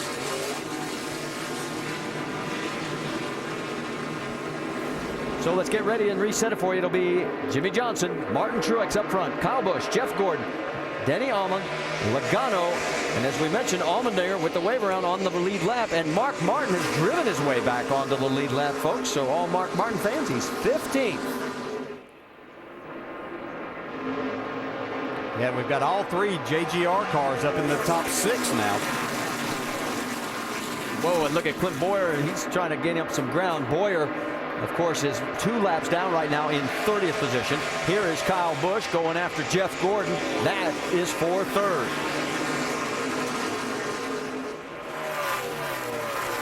Denny Hamlin, Joey Logano, they're side by side. And here comes Jeff Burton. Remember now, this is an RCR, JGR. Denny Hamlin said, you know, they accused him of basically cheating, and the team has taken exception. Will we see any retaliation here? Well, Jeff Burton's done a nice job. You remember earlier his car wasn't all of that good. His pit crew's done a fantastic job picking him up a couple of spots each time. I think you'll see Burton racing really hard, but I don't think you'll see any retaliation from Jeff. Maybe you see that you might find some of the other 2. He clears him, so give Jeff Burton the position over Hamlin, move him up to 6th. Carl Edwards now taking a look at Denny. On the high side, that was Paul Menard. Yeah, Jeff Burton car now is what we saw yesterday in practice that really made us think he may have a shot here today. Yeah, I think the track is coming to them. This is exactly the conditions that we had in Happy Hour. The sun's on the track. You see the rubber build up. I think it's right now just like it was in Happy Hour. And let's talk about Kevin Harvick. He started 33rd, and here he comes, guys, doing what he always seems to do. He's up to 11th. Yeah, that's usually a little quicker than he does it. Yeah. he moves up by before the halfway. end. Yeah, before the end. Doc, you've got more? Yeah, Marty, the plan today for Kevin Harvick was this. Start 33rd, not where he wanted to start, by the way. Be in the top 20 by lap 100, which he was. Be in the top 15 by lap 150. He said, we want to be in the top 10 by halfway. He is right now 11th with 2 laps to go to halfway. So far, he's made 2 of his goals. Got 1 more to go. Well, if he can beat Paul Menard to the start-finish line, he'll be in the top 10. Meanwhile, Carl Edwards is trying to get around Denny Hamlin to take over that 7th spot, and he's got him. Let's go back to Harvick. Does he make his goal as we're getting ready to reach the halfway point? He's still got to get around Menard to take over that 10th position. Yeah, I was going to question Doc about that plan. The plan to start 33rd? That wouldn't have been too good, would it? Yeah, no, what a failure. He didn't make it by lap 200. He has driven the wheels off that thing. Great run so far for Kevin Harvick. Jimmy Johnson doing what he needed to do after last week's 25th place run at New Hampshire. He is running up front with Martin Truex a full 2nd behind. Kyle Busch, Jeff Gordon, and Joey Logano round out the top 5 here at Dover with our race presented by Burger King. Red Sox, Yankees, tonight at 8 on TSN2. Martin Truex, he was running 3rd. Doc, what's going on? Marty, a loose wheel vibration for Martin Truex. He tried to hang on. He thought better of it. He came in 4 tire change, unscheduled stop, and now he's very slow trying to get away. The car stalled. Now it's rolling back and refired at 35 miles an hour. Broken axle or Yeah, it broke something when he took off, Doc. I can see it. got a broken axle, guys. Right there. 3850. When he let the clutch out, you can see it break. So it Go to the garage, Pat. It goes from bad to worse for Martin Truex. Boy, he had such a nice run going today. He was one of our 7 different leaders. Well, we got a good view of Kyle Busch coming off of turn 4 right there, just about sideways, trying to chase down Jimmy. Yeah, Kyle is now in 2nd place, 2.1 seconds behind Johnson. Jeff Gordon is 3rd, Logano 4th, and Burton 5th. Now watch the axle. That's from this side. If you can see the replay from the other side, you'll see that axle break. And that's what we're going to show you now. You see that right rear spinning, the left rear is not. So a tough way to go out for Martin Truex. Let's listen. A broken axle or something. That's what it looks like. Looks like we got a broken axle, guys. 3850. So he'll bring it back down pit road again to give the crew a chance to take a look at it. And it looks like he may be heading straight for the garage area. Yeah, if you watch right here, let's look at this left side when the car comes down, right on the drop of the jack. You see right here, it takes, they're finishing up on the left side. As soon as that jack comes down, Martin takes off, and you see it right there is when it broke. Great camera work, guys. And you can see the wheel just sort of basically hanging on. All right, so now you got Jimmie Johnson by 2.3 seconds, and here we go with a nice four-car mix. Jeff Gordon with Jeff Burton and Carl Edwards. They're all trying to chase down Joey Logano. Yeah, and Logano just made a pass on Jeff Gordon. He's coming to the front. That puts him up in that third spot now. And here goes Burton in the fourth. And it may be Jeff's got a little issue or two because he is running higher on the racetrack. Here goes Carl underneath. And he's making it look easy. Yeah, it looks like anytime a car gets up to Jeff Gordon's back bumper, it really loosens him up quite a bit. So now he doesn't have anybody right behind him for a couple of laps here anyway. And those other guys are not very nice. They're just getting right up on his bumper, making it worse. Yeah, they're pretty good at recognizing that too. Well, we've passed halfway here at the AAA 400 at Dover, and we have a total of 19 cars on the lead lap. And the first car one lap down is Marcus Ambrose. Jimmie Johnson now has led a total of 57 laps. If you're wondering about A.J. Allmendinger, who's led 143, he is running in 18th right now. Let's get an update on Jeff Burton. He is currently fourth, Jamie Little. Well, Marty, he is being as patient as ever. He was about 17th when I told you this team would be disappointed if they didn't finish in the top three. Well, look at this. Their last round of pit stops, this team did a great job. It was an air pressure adjustment to get the car turning better, and it has come to life. He's already gained 5 positions since the restart. Keep your eye on 31. Dave? Carl Edwards restarted 7th. He picked up 2 spots. His car was loose and made a wedge adjustment. The quick report is tighter early, so that's a good thing. I asked Richie Bob Osborne what he likes about Carl at this track. He says his ability to drive a car that is wild to drive. He says, you know what I mean? Car moves around. He is adaptable. A wild car. Car can drive it. It's been handling well, but you know what Dover can do to a race car, guys? Drop back a little bit further, check in on Denny Hamlin. His day going as better than probably he has anticipated, at least up to this moment, as he is currently running in the 7th position. Ryan Newman right behind him, but Kevin Harvick is looming. Yeah, he's just one car behind right there. I'm sure Denny Hamlin can get a glimpse of that car in his mirror. After what we saw yesterday, I wouldn't be too surprised if these two get together if they have to race hard.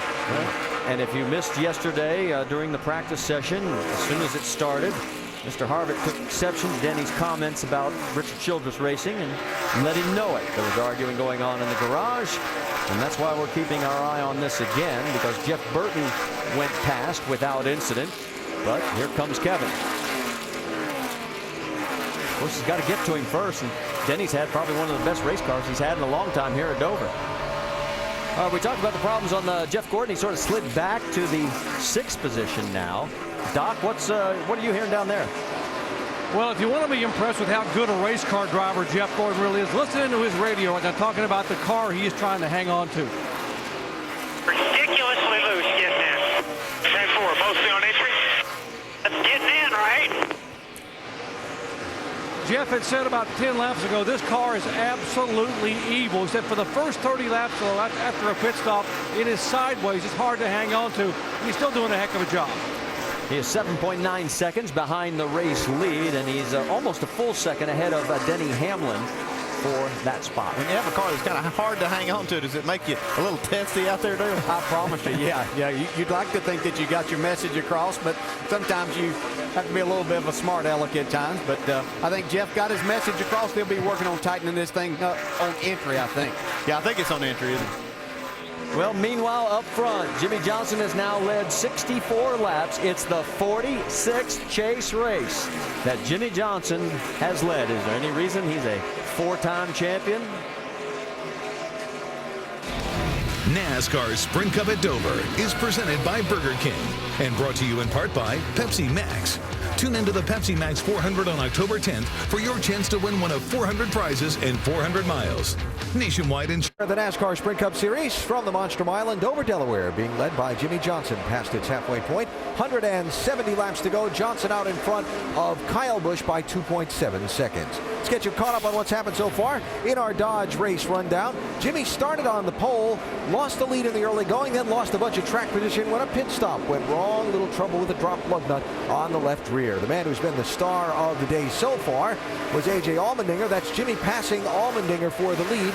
The Dinger was out in front for 143 laps until an unscheduled stop. Yeah, he had a really great run going on. All of a sudden, he had a flat right rear tire, had to bring that baby down pit road, change the tires and that thing, and it really got him behind, but he got himself back on the lead lap right now. Down in 18th position. A lot of the drivers in the chase for the Sprint Cup have made mistakes today, self-inflicted mistakes, mostly speeding penalties. Yeah, we've seen the 14, 17, the 2, the 33. All these guys have struggled today, and they put themselves in difficult positions. Out of the hunt right now, past halfway, see if they can make it up as the day goes on. Matt Kenseth skidding past the pit lane entry line, then blowing a left front tire on his car. Speeding penalty for Kurt Busch. You saw Clint Bowyer get in the wall. Speeding penalty for him as well. Some of the guys chasing a championship with their struggles today here at the Monster Mile in Delaware. So far, the caution flag is waved 3 times for 14 laps. Fairly tame. The dominating up front has been A.J. Allmendinger and Jimmie Johnson. A few other drivers have led a handful of laps apiece, and right now it's Jimmie working on getting this drive for 5 back on track as we go upstairs to Marty, DJ, and Andy. And Kyle Busch gave us a good side view of his right side of the car as he is trying to make history here. We mentioned the fact. Now let's check in also with the 31 and the 99 because Jeff Burton and Carl Edwards going for 4th position here. And the one thing that I see right now is we've got some cloud cover again. Whenever the sun was out, Jeff Burton's car really came alive, and now we've got the clouds rolled back in, and it looks like Burton's not quite as good. Carl Edwards' car looks really good on the longer runs, though. He said that earlier in the day. He thought that's where that would be their strong suit. Jeff Burton making our 575th Cup start, and about our race leader, Andy, he was pretty good when the sun was out also. Well, I thought that too, but after watching this car, I believe he's pretty good either way. I mean, his lap times are pretty good right now. I'll show you the gap back to 2nd place on Kyle Busch. We mentioned the history Kyle could make. No one in the history of NASCAR has ever swept the Nationwide and the Sprint Cup for a full season at the same track where there's been that many races. And we're talking about 4 straight wins. And if Kyle does it today, he can do it and make history again. Let's talk to Kyle, as we did earlier, about being a threat to be in the chase. I think the biggest thing that helped me this year was actually chasing the Nationwide Series championship last year. I kind of understood what it took to win a championship. You don't have to win all the races. You just need to finish well and run strong. But you got to have good cars. And for me and Dave to try to communicate really well, to build and put good race cars out there on the racetrack is really going to be crucial and important for both of us. You see him getting around Bobby Labonte as he continues his march, trying to chop into that 3-second lead. Yeah, he's doing a great job here today, just like he did last week. You know, he got involved when he got hit in one of those accidents. He spun, came back to get a top 10 finish, and we knew that coming to Dover, that would be big for him as far as looking at the points race. All right, we got a group of cars here. The 82 of Scott Speed is lap traffic. Denny Hamlin trying to get underneath him. Scott gives him plenty of room. Then here comes Ryan Newman and Kevin Harvick. Harvick has not been able to get around Newman to get anywhere close to Hamlin. He'd been closing in some, and he went down into turn 1 about 8 or 9 laps ago. Just shot up the racetrack, lost a lot of time, but now he's been able to recover, and you see he's trying to take that spot away from Ryan Newman. Newman running in the 8th position. Harvick right behind. The Harvick's car looks like another one of those that, as you get some laps on the tires, that his car kind of continues on where some others fall off quite a bit. Right on board with Ryan. Here comes Kevin taking another look.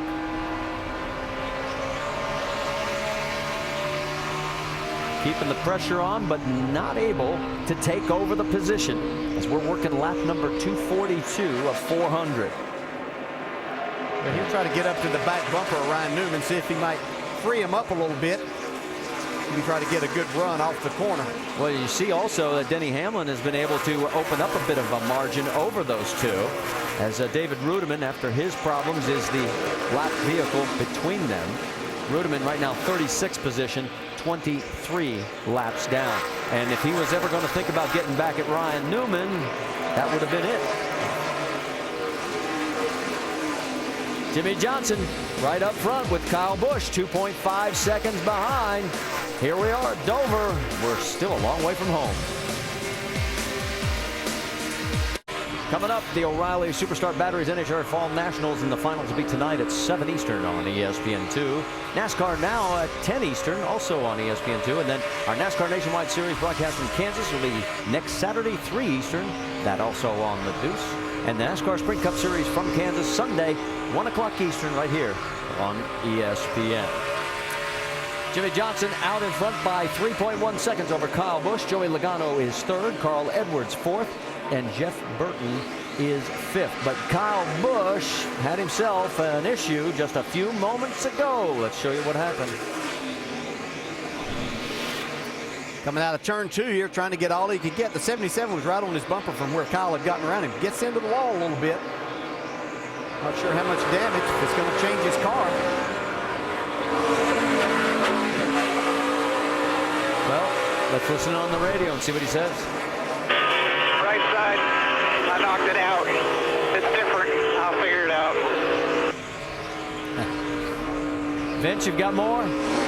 Well, the big question for Kyle was whether he did damage to the front or just the rear. He said he felt like it was just the rear. His spotter said he thinks that maybe they built in that right front just a little bit.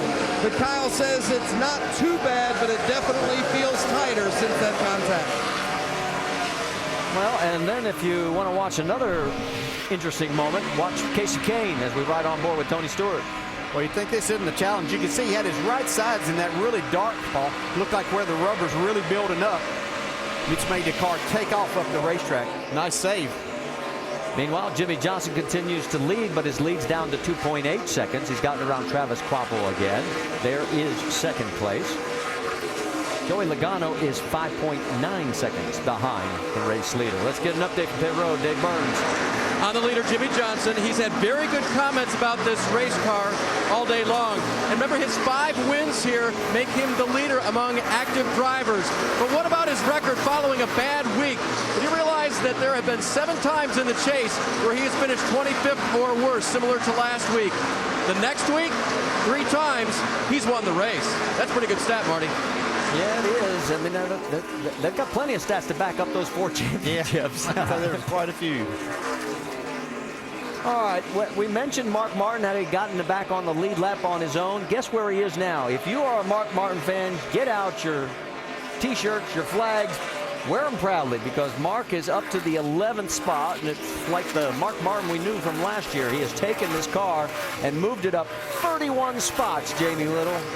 Well, this car has been tight, but he has been up on the wheel the entire race. His pit crew is getting the job done. Remember, after qualifying, where he had a third-place qualifying effort, they did not pass inspection. The right rear shock exceeded maximum allowable pressure, and Alan Gustafson said it was an honest mistake. They were very disappointed. They feel like they just can't catch a break this year.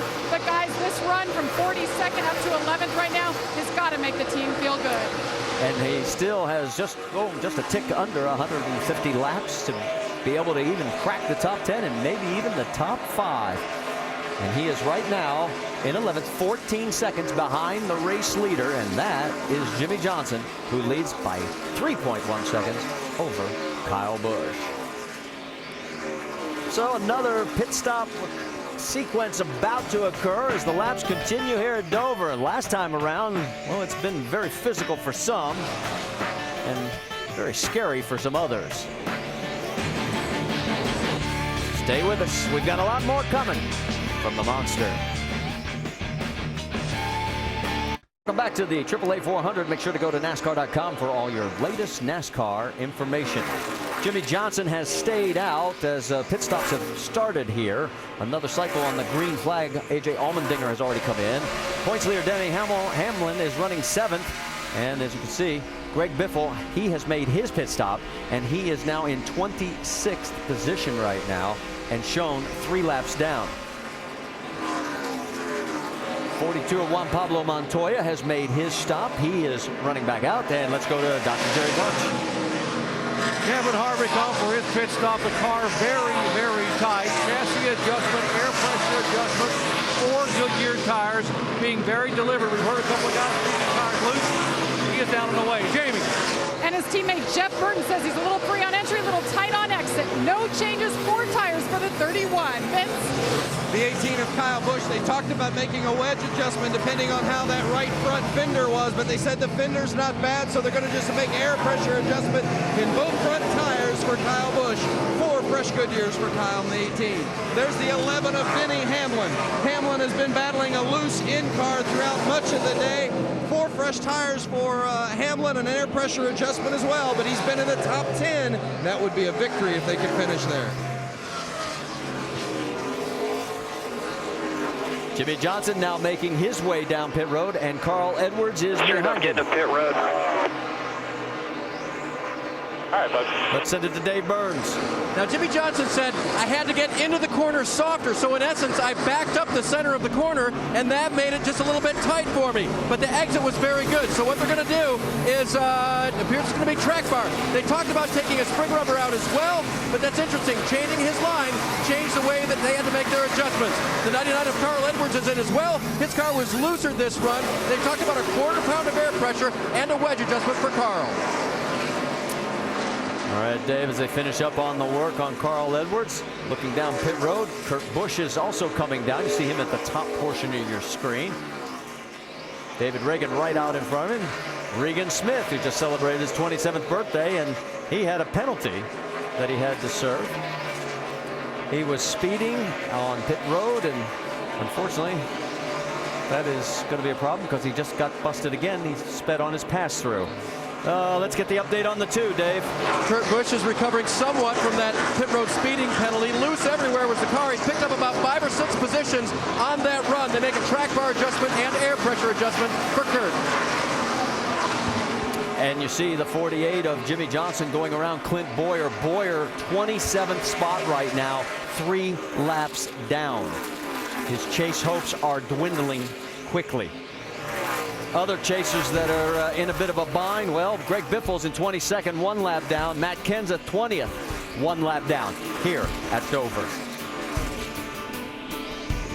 Back at the Monster Mile, just finished a set of green flag pit stops, and Jimmie Johnson has the lead over Kyle Busch. It was a 4.4 second lead before the stops. Now it's just a 1.3 second lead. And most of the difference can be accounted for when Jimmie Johnson came onto pit road. He had some troubles getting onto this pit lane. Now watch Jimmie here, and look as he crosses the first commitment line, how much he slows down.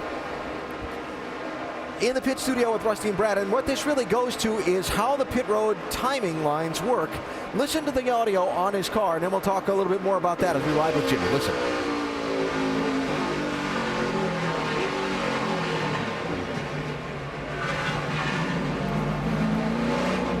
Yeah, Alan, right there. He just obviously thought he'd come in pit road way too hot. He slowed down so he wouldn't get a speeding penalty, but obviously slowed down just a little bit too much, and he lost all that time on pit road, almost 3 seconds. But the good thing is he's flat flying on the racetrack right now. He's by far the quickest car at the moment. I guess my theory, I got one of 2 theories. Either he thought he was too fast and had to slow down and stretch that time out between the first 2 timing lines, or he had trouble finding the gear he needed to for his pit road speed. Just listening to that engine sound? Yeah, I believe it was your first theory there. I think he was just concerned about speeding, making sure he was going to be correct in the zones, slow enough in the zones, and just got on the brakes and loaded up a little bit too hard. All right, well, Jimmie's driving away from second place now. Lap time's looking good, and Johnson almost now back up to a 2-second lead. Let's go up to speed with Pepsi. Dave, what are they saying in the leader's pit? Well, Alan, I talked to this morning to Chad Knaus about Jimmy's strength here, why he's good here. And Chad goes, you know, contrary to popular belief, concrete really does change a lot over the course of the day. Jimmy's very adaptable, and that helps us. Remember my report on the last pit stop. Jimmy had backed up his entry a little bit, so it changed the center of the corner, so that changed the way they were working on the car. Adapting to this track, and maybe if he can adapt to his pit road entry, he can win this thing, Vince. Well, Kyle Busch won this thing in May. Can they do it again today? Well, Kyle says the car is pretty good. He said, I'm not quite sure how to make it go faster, though. That's what he needs. He likes the balance of the car right now, but he just doesn't quite have the speed that he wants. They dodged a bullet with that wall contact. Very minor damage on the right side. Doc? What a difference a year makes for Joey Logano. A year ago, he was rolling his Joe Gibbs Racing Toyota over off of turn 3. Today, he is rolling along here in third position, trying to get his first ever top 5 at Dover. Last pit stop, half around the wedge, half around down on the track bar. The car had been loose, now is much, much better. Dave. Hey, Doc, Carl Edwards maintained that 4th position throughout the round of pit stops. He did ask right afterwards, hey, Bob, did they make that adjustment in the right direction? It seems a little bit looser. Remember, it was loose. He said, yeah, bud, we sure did. And then just a couple laps later, Carl said, yeah, okay, yeah, it's good, it's good. Jamie? This 31 team, Jeff Burton, feels like they found something last weekend at Loudon. They said they were lacking speed. Well, they found it, ran top 5 until they ran out of fuel at the end. This week, they unloaded with that speed. He qualified 27th, but the car is showing what it's capable of. He's worked his way up to 5th. Doc? Jeff Gordon is back in 6th position. Now, although he is a 4-time winner here, when I asked this crew before the race, how would you rank Dover among the 10 chase races in terms of best or worst racetracks? They said it's absolutely our worst track. We've had this one circled since May. We don't run well here. If we can walk away with a top 10 finish, we'll be very, very happy. They have done a lot to tighten the car. Wedge, track bar, air pressure, it is getting better. They might get a top 5. Vince. Well, you could almost say the same thing about the 11 and Denny Hamlin. They know that this is their worst track, certainly their worst in the chase. But they had a good run here in May, finished 4th, and they thought if there's anywhere near that kind of finish today, they're going to walk out of here with the points lead. So far, the car's been loose most of the day, but Denny wanted no changes on that last stop. It's neutral now. Dave Burns? Look at Kurt Busch putting on the pressure. I think he's got his mojo back now. His crew picked him up spots through that round of pit stops, at least 2 by my count. And since he's been running on this run, no words on the radio. I think Kurt's car is better, and I think he's feeling better about driving it. Vince? The 39 of Ryan Newman running in the 9th spot right now. Newman says the car is a little bit snug, but he didn't want any changes, just a very slight air pressure adjustment on that last pit stop. They've been really happy with their car this weekend, although they've been fighting turn 1 a little bit when it lands with maximum compression. Haven't had so much of an issue with that today, and crew chief Tony Gibson was hoping that would be the case as the speed slowed down a little bit, particularly in race traffic. Doc? Remember I told you the plan for Kevin Harvick was to get to the top 10 by halfway? That's what they told me. That's all the plan they had. They didn't tell me anything else. That's as far as he's gotten, I guess, so far. He got to 10th, and he is staying in 10th position, although they are going back now on a track bar adjustment after the previous stop to get the car better. Yellow on the racetrack, guys. Well, and this is a big break for A.J. Allmendinger, running back in 14th position. He had worked his way back on the lead lap. He pitted early, and now it's paid to Benz. And it is a debris caution, we're being told, from NASCAR. Well, it didn't work out great for him. I mean, he had the best car. He was leading the race and had that tire go down, had to make that green flag stop, and it's taken him this long to really kind of race his way back into this thing, and now he gets to reset, gets equal tires with everyone. Let's update you on some of the other teams. Obviously, Matt Kenseth, 18th, a lap down. Greg Biffle in the chase, 20th, a lap down. Also, Tony Stewart, 25th, 2 laps down, and Clint Boyer is 3 laps down in 27th. Those 4 guys are in some serious trouble right now. Yeah. While we've got a moment, let's go back to Jimmie Johnson on pit road. How about another theory? Remember his only pit road speeding penalty Came was right here. Right here. He was leading the race at that time. Well, he had too much to lose and not a lot to gain by trying to push the issue in that segment. I think he did the right thing. And if it comes down to trying to race somebody for the win and make a green flag stop, he might push it a little bit more, but he did exactly what he needed to do right there. Yeah, and another driver I want to talk about is Kurt Busch. As Dave reported, his pit crew did a great job, but he did a fantastic job after that pit road speeding penalty that he had. He's got himself up in 8th. They better watch out for him before this is over. Okay, and of course, keep your eye on Kyle Busch's team. That crew has done some remarkable pit turnarounds. Here we go. Everybody's coming in. We're going to find out. This could be very, very pivotal in this race, even though we still got 109 laps to go. Doc, I think Joey Logano is going to be coming your way first. Yeah, Marty, he's the first one to come down toward this end of pit road. They're going to make a couple of slight adjustments for Joey. The car had gotten better, very, very much to his liking. 4 tires, top it off on fuel. They said this late in the race, not a time to make huge swings on the race car. Just minor changes. Vince. The 18 of Kyle Busch, they're going to make an air pressure adjustment in the right front. Also a little bit of wedge and more tire change. He likes it, but needs it to turn better, Dave. Third place, Carl Edwards' car is good. Only changes for fresh tires. On Jimmie Johnson's car, they're going to make a track bar adjustment a little bit tight. And front tire carrier Art Simmons is going to put a little piece of tape on the front for 48. And it looks like Kyle Busch, sorry about that, is going to get the lead, guys. Yeah, boys. Thank you. The JGR crew just turned on another great performance. He takes over the race lead. Jeff Gordon picks up a spot at the expense of Jeff Burton. Here's the race off. It's close, but Kyle Busch gets him at the line. And look how close it was between Carl and Joey Logano as well. And as we get ready to head to break, there is the debris that NASCAR is out picking up on the track. And we've got 108 laps to go, and we've got our 9th leader.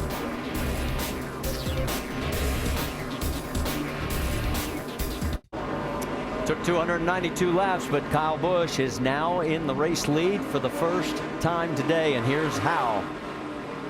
Yeah, you see right there, just a little bit, 9/10 of a second by the crew, and that just is enough to make a spot on pit road. This is a big spot for him, though. He got the lead. Elliott Sadler's going to get the lucky dog. 9 wave arounds. Reagan, Gilliland, Keselowski, Boyer, Hornish, Smith, Scott, Tony Stewart, Raines. Here we go. It's Kyle Busch, Jimmie Johnson up front, Edwards, Logano, and Jeff Gordon. That's your top 5. Yeah, Jimmie Johnson spun the tires there. Kyle Busch got a great start from that outside spot that I think he learned a little bit about that yesterday when he won the Nationwide race. And Logano is going to take over second position if he can hold on to it. Here comes Jimmie back underneath. Right behind him, Burton and Carl Edwards going after each other. And Kurt Busch is taking a peek. We may go 3 wide here. No, he slides up. Here comes Jimmie underneath the 20. Well, it's a tough spot right now down the inside. These air pressures low. A loose race car probably to start with. See, Jimmie had to slide in behind Joey Logano. And Allmendinger just about got turned off turn 2. Edwards was loose. Allmendinger was even looser. Hangs on to it. Does a nice job of keeping it off the wall.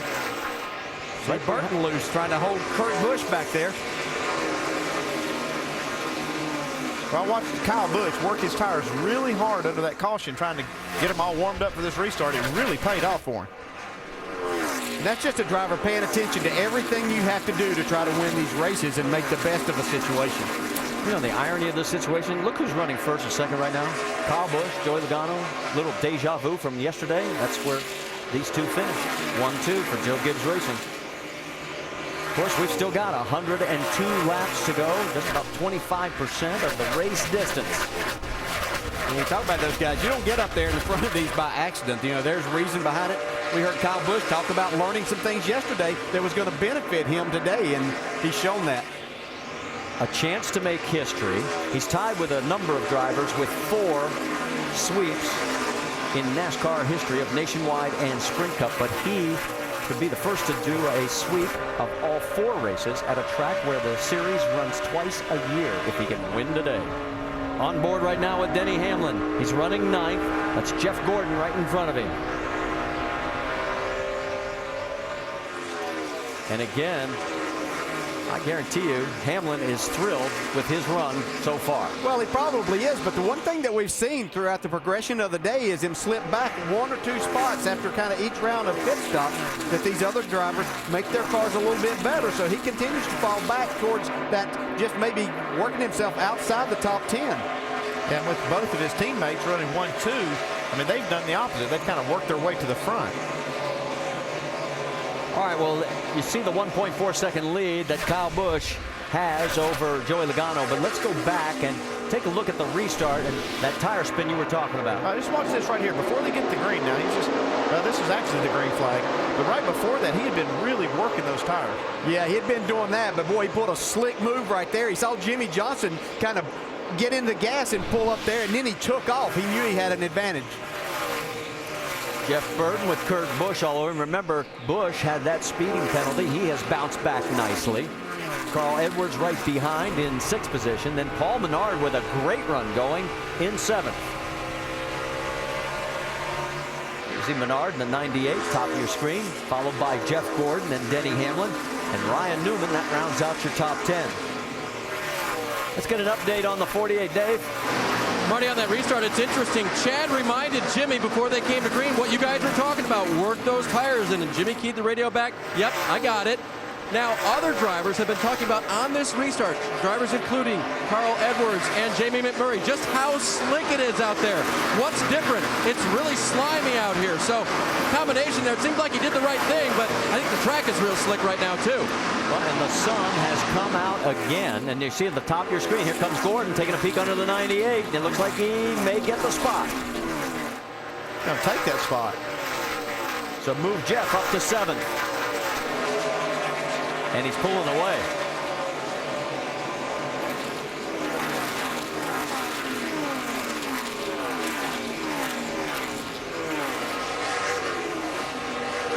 These drivers are all just searching around in these corners to see where they can go around, get a little bit of grip somewhere.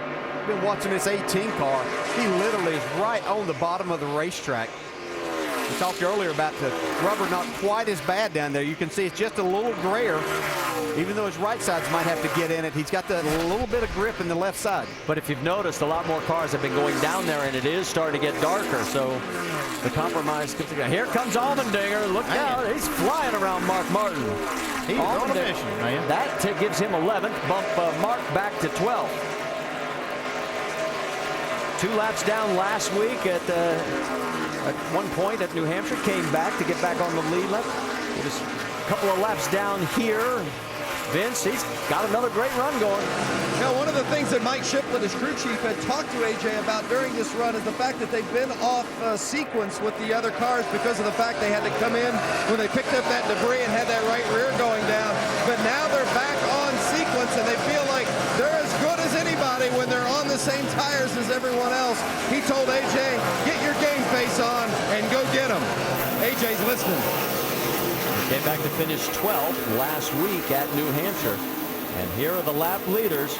Remember, you get the bonus points, and Jimmie Johnson's got to lead 11 more laps, and Kyle Busch is racking them up right now at 16. Yeah, Jimmy thought that he was going to have that kind of well in hand maybe. Once Allmendinger had his problem, he'd be able to get those 5 bonus points. 18's keeping him from doing that right now. We've had 9 leaders and 12 different lead changes so far in this race, and we have 91 laps to go here at Dover. There's your top 5 with Kyle Busch looking to make another page of history. You're looking at the race leader with 83 laps to go here at Dover. It is race number 2 of the 10-race chase for the NASCAR Sprint Cup Championship. Kyle Busch by 1.8 seconds over Joey Logano. Jimmie Johnson is running in 3rd place right now. And as we move back to Jeff Burton, Kurt Busch, Carl Edwards, Jeff Gordon, Paul Menard, Denny Hamlin, the points leader, running in the 9th position. And as we zoom in on Denny, again having a better day than probably he anticipated. Right ahead of Ryan Newman, who's running in the 10th position. And while we're looking at the number 11, let's talk about Denny, who we will focus on in our Gillette Pro Glide profile. His previous 4 average finish here for 4 races in the chase, 27th. Today he's running 9th. That's why it's been such a big day for him. Well, they've been able to make something of this at the track that's been not very kind to them, especially in the chase scenario for the last 4 years. Having a good solid day here. I know they'd like to be able to keep this thing up in the top 10 and more importantly keep the points lead out of here. There you see his cycle right there. His low was 24th. And Jimmie Johnson now taking a look underneath the 20 of Joey Logano. This is for second on the racetrack as they go door to door. Down into the corner. Jimmy's got the spot. So put Johnson back into that position right behind Kyle Busch, albeit 1.7 seconds behind. Yeah, I think Jimmy really had been working Logano hard to try to do that, to get a little more clean air on the nose of that Chevrolet of his. Jeff Burton now closing on Logano and Kurt Busch as well.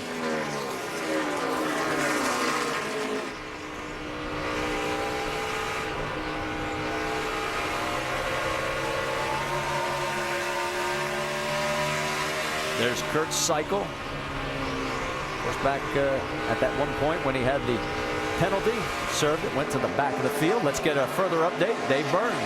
Andy, crew chief, can I have a little help here? Yes, sir, Dave. All right, if you have a little loose race car, you put some air in the right front. That'll tighten it up a little bit, right? Yep. All right, well, they did that, and unfortunately, Kurt says it's still loose, and now the right front feels like a basketball. You saw it get loose off the corner there. What's up with the basketball stuff? Well, when you get too much air in that right front, especially with this rubber buildup on the track, it'll enhance that, that vibration and bouncing effect. So I've heard that so many times at this track that right front feels like a basketball when you get too much air in it.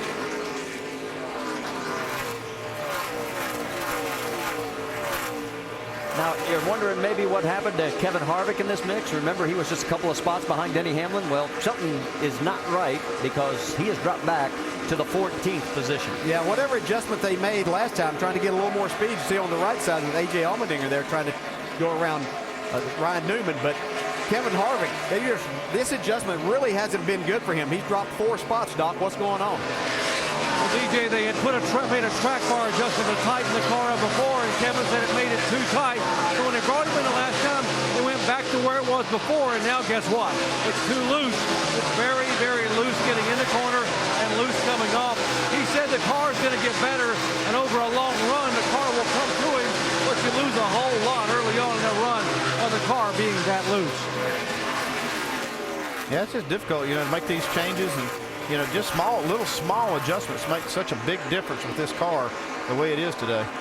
Great battle going on between those two right there, Ryan Newman and A.J. Allmendinger. They may not be in the chase, but they are both trying to win races, score points, make sponsors happy, just as the other guys in the field, that 31 that are not involved. And Dinger, the last 2 weeks, has just been spectacular. And here he goes, taking another look underneath.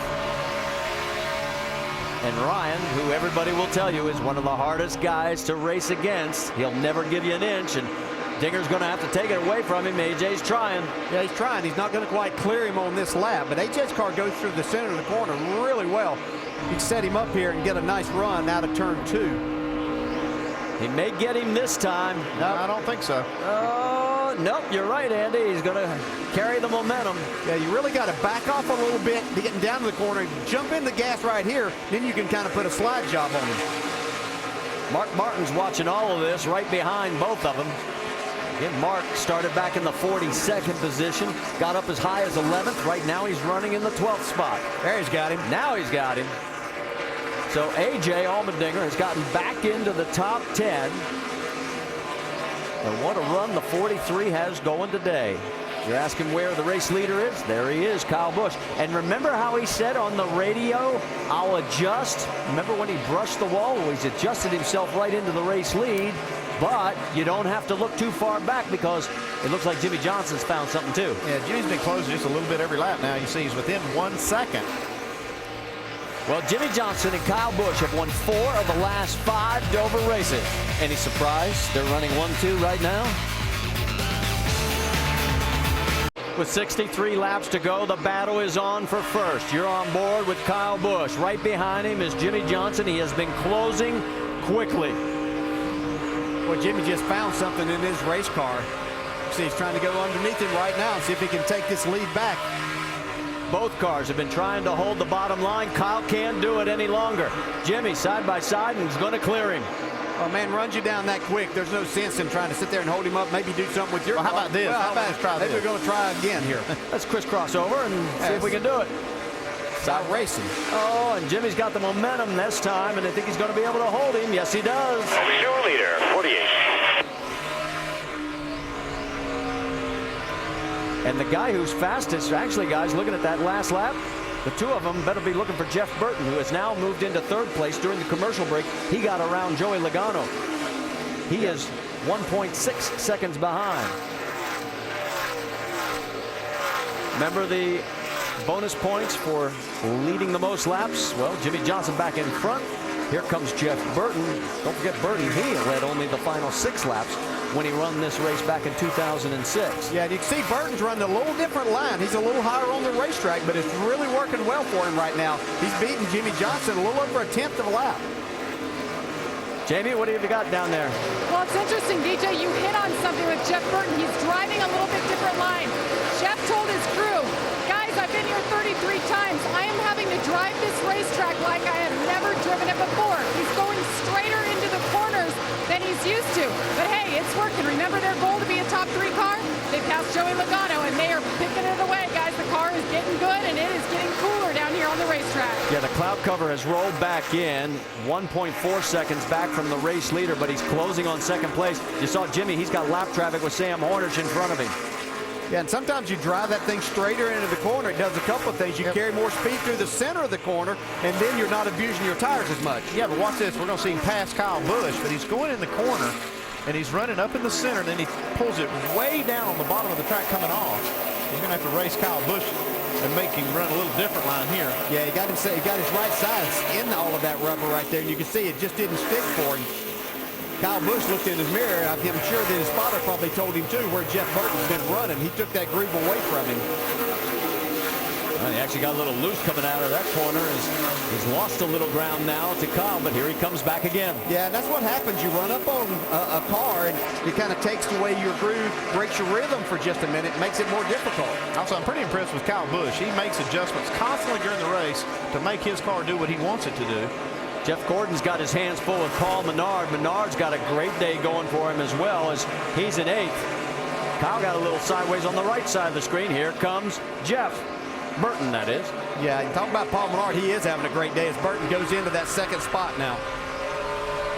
So move Jeff up to the second position. He is 1.7 seconds behind the race leader. What's going on with Kyle Busch, Vince? Well, as you can tell, his car not handling to his liking, says it's just too tight. They've been working on that the last couple of stops, but just haven't gotten it to where it'll turn the way Kyle wants it to turn through the corners. And he did, by the way, adjust that line to give Jeff Burton a little bit more trouble going by him. Burton obviously did get by him, but as the spotter Eddie DeHaan said, Jeff got loose there, and Kyle said, yeah, I know. Picking up the other Jeff Gordon still got his hands full of Paul Menard. Menard's last top 10 was 9 races ago at Chicago when he finished in the 10th position, and right now he's trying to take over the 7th spot. Right behind these two is Denny Hamlin, the current points leader, and A.J. Allmendinger rounds out your top 10.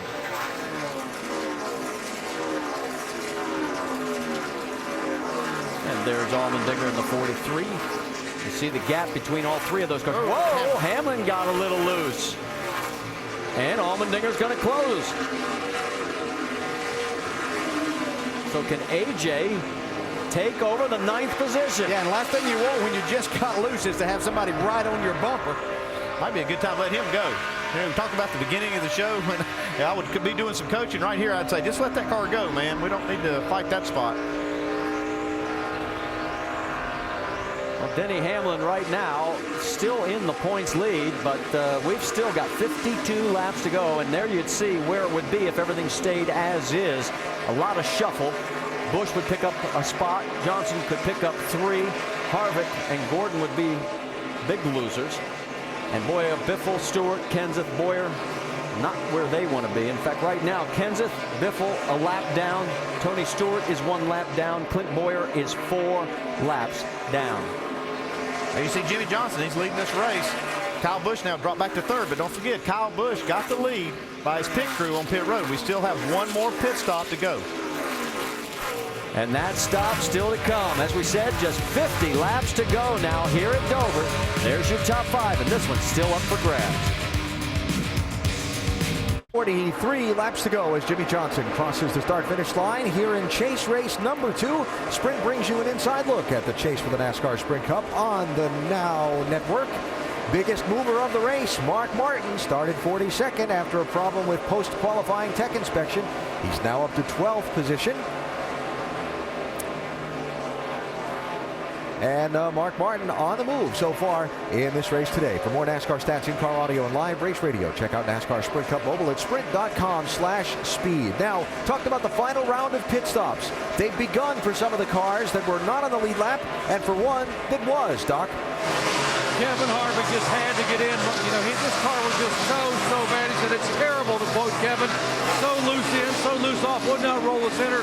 He is down and away. That should be the final stop of the day. So a little short pitting action here for Harvick, splitting the difference, although we'd expect to see most of the rest in within the next 10 laps or so, as Jimmie Johnson continues to hold a 1.7-second advantage on Jeff Burton.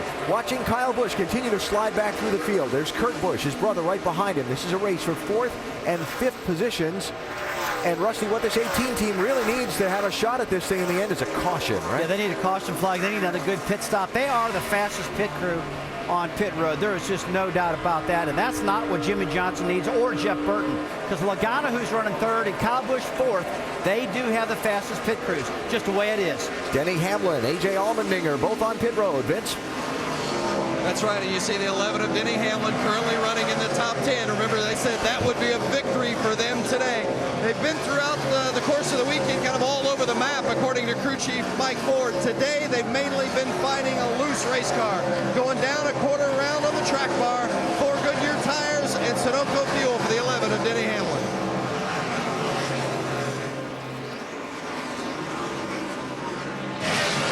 Jeff Gordon in for what should be his final stop of the day.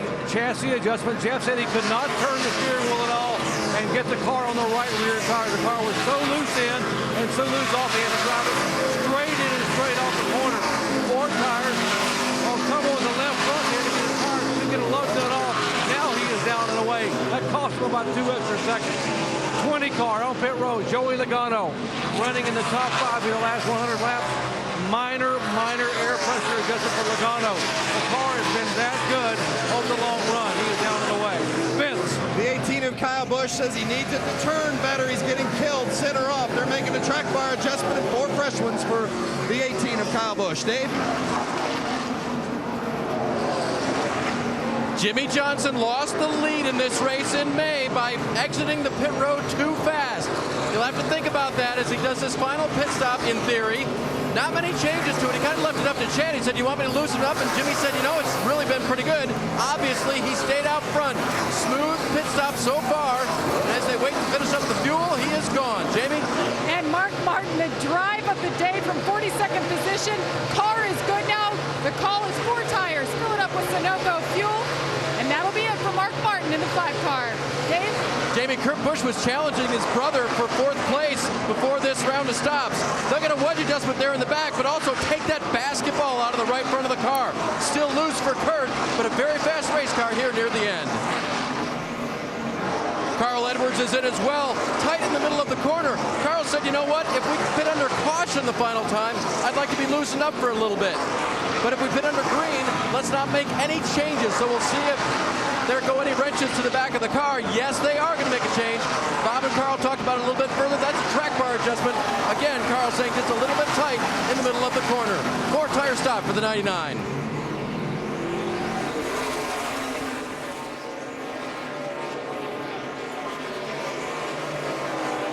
So as all the action on pit road sort of cycles through, Jimmie Johnson is back out in front. Jeff Burton is shown in 2nd place. And Joey Logano in 3rd.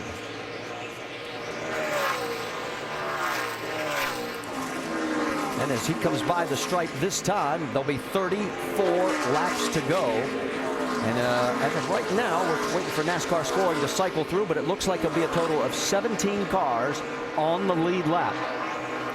But Jimmie Johnson was able to actually stretch his lead by a couple of tenths on that last round over Jeff Burton. He had about a 1.7 before, now it's about 1.9. And you know, try to win these championships, you have to do everything right as a race team. And we saw Jeff Gordon and them have problems with their pit stop.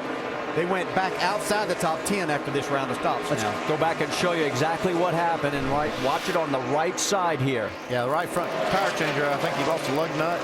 Cost him some time getting back to the left. See right here, having to pick one up, put it on that, just a killer under green. He has to come back here now and see he gets behind. Cost him a couple of 3 seconds on that pit stop and a lot of spots on the track. So Jeff Gordon now finds himself in 12th position. And he's about 13 seconds behind the race leader, who happens to be his Hendrick Motors teammate, Jimmie Johnson.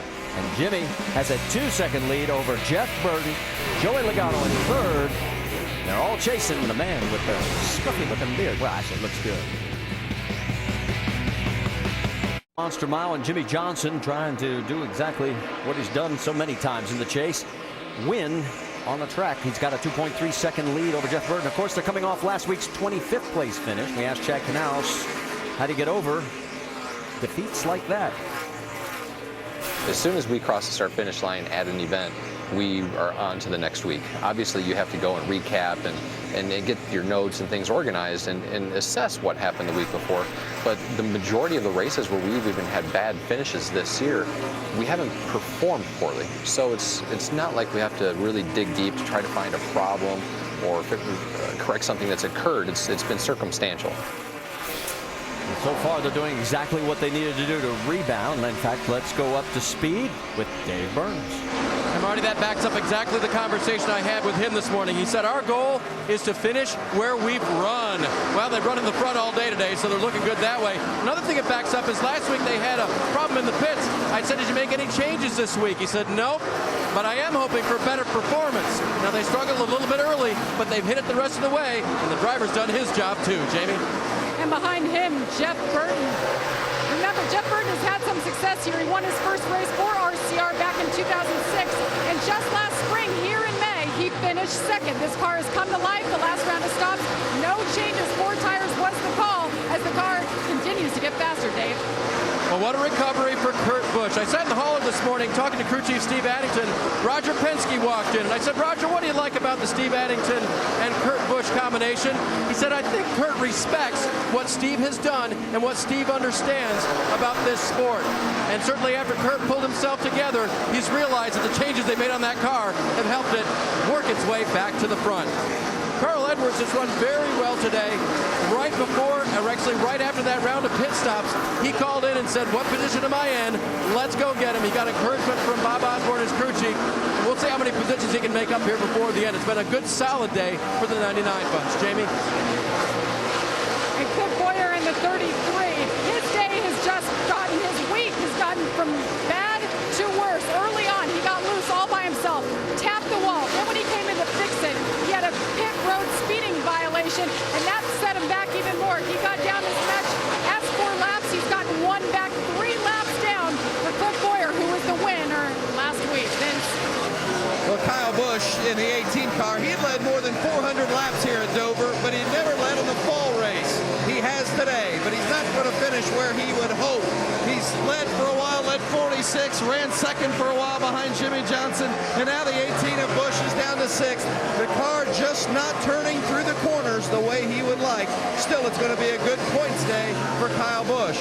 Now, his teammate at Joe Gibbs Racing is Denny Hamlin in the 11th. Hamlin, we told you before this race, had the worst average finishing position of any of the chasers here at Dover. That was 22.7. If they could finish in a top 10 position today, it would be like a victory, said crew chief Mike Ford. Right now, Hamlin is 9th. Doc? We told you Jeff Gordon's team thought this might be the worst race for them in the entire chase. All they wanted to do was come here and get a top 10 and maybe get a top 5. They were there running in the top 10 comfortably until that previous pit stop. A problem with the right front lug nut cost them 3.5 extra seconds. Now they're showing in 12th position. Vince. What a tough day it's been for the 16 of Greg Biffle. He's a couple of laps down, running in 20th. This was one of the tracks that they really felt like they could have a good finish. Crew Chief Greg Irwin told me earlier today, we need to have good finishes on the tracks we feel confident. This was one of those tracks. They're not going to get the finish they wanted. Doc? And for Kevin Harvick, it was simply do what he did a week ago. Start at the back of the field, work his way toward the front, and get a top 5 finish. He did that. 33rd to the top 20, the top 15 to the top 10. But then the handle went away. Air pressure adjustment, track bar, nothing would bring it back. And now the car has been very, very loose. He has had his hands full. Kevin Harvick now being shown in 15th position. Another driver hoping to have a good run at one of his favorite racetracks is this guy right here in the 17, Matt Kenseth. Kenseth finished 3rd here back in May. Thought he would have a top 5 car today, but early in the race, he jammed the brakes on, missed the entrance to pit road, cut that left front tire, and had to go 3 laps down, is now being shown in 18th position. Jamie. Well, Tony Stewart, what a heartbreaker last week after running out of fuel with 1 lap to go, which he says was his fault. He comes here, he started the race 25th. On the first round of pit stops, the call was to take right sides only. They were the only car to take right sides. That cost them severely. They lost a lot of track position. The handling has not been right the entire race. He's been 1 lap down, guys, just hanging it out, trying to get as many points as possible. And what a difference a week makes. 1 lap away from winning that race to ending up 24th. Take a look at what it does to the points right now. Denny Hamlin would leave. Jimmie Johnson would pick up 4 spots. Harvick drops 3.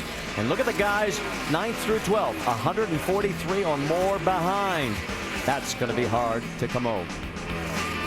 In front, he has led the most laps, so he picks up the bonus points there.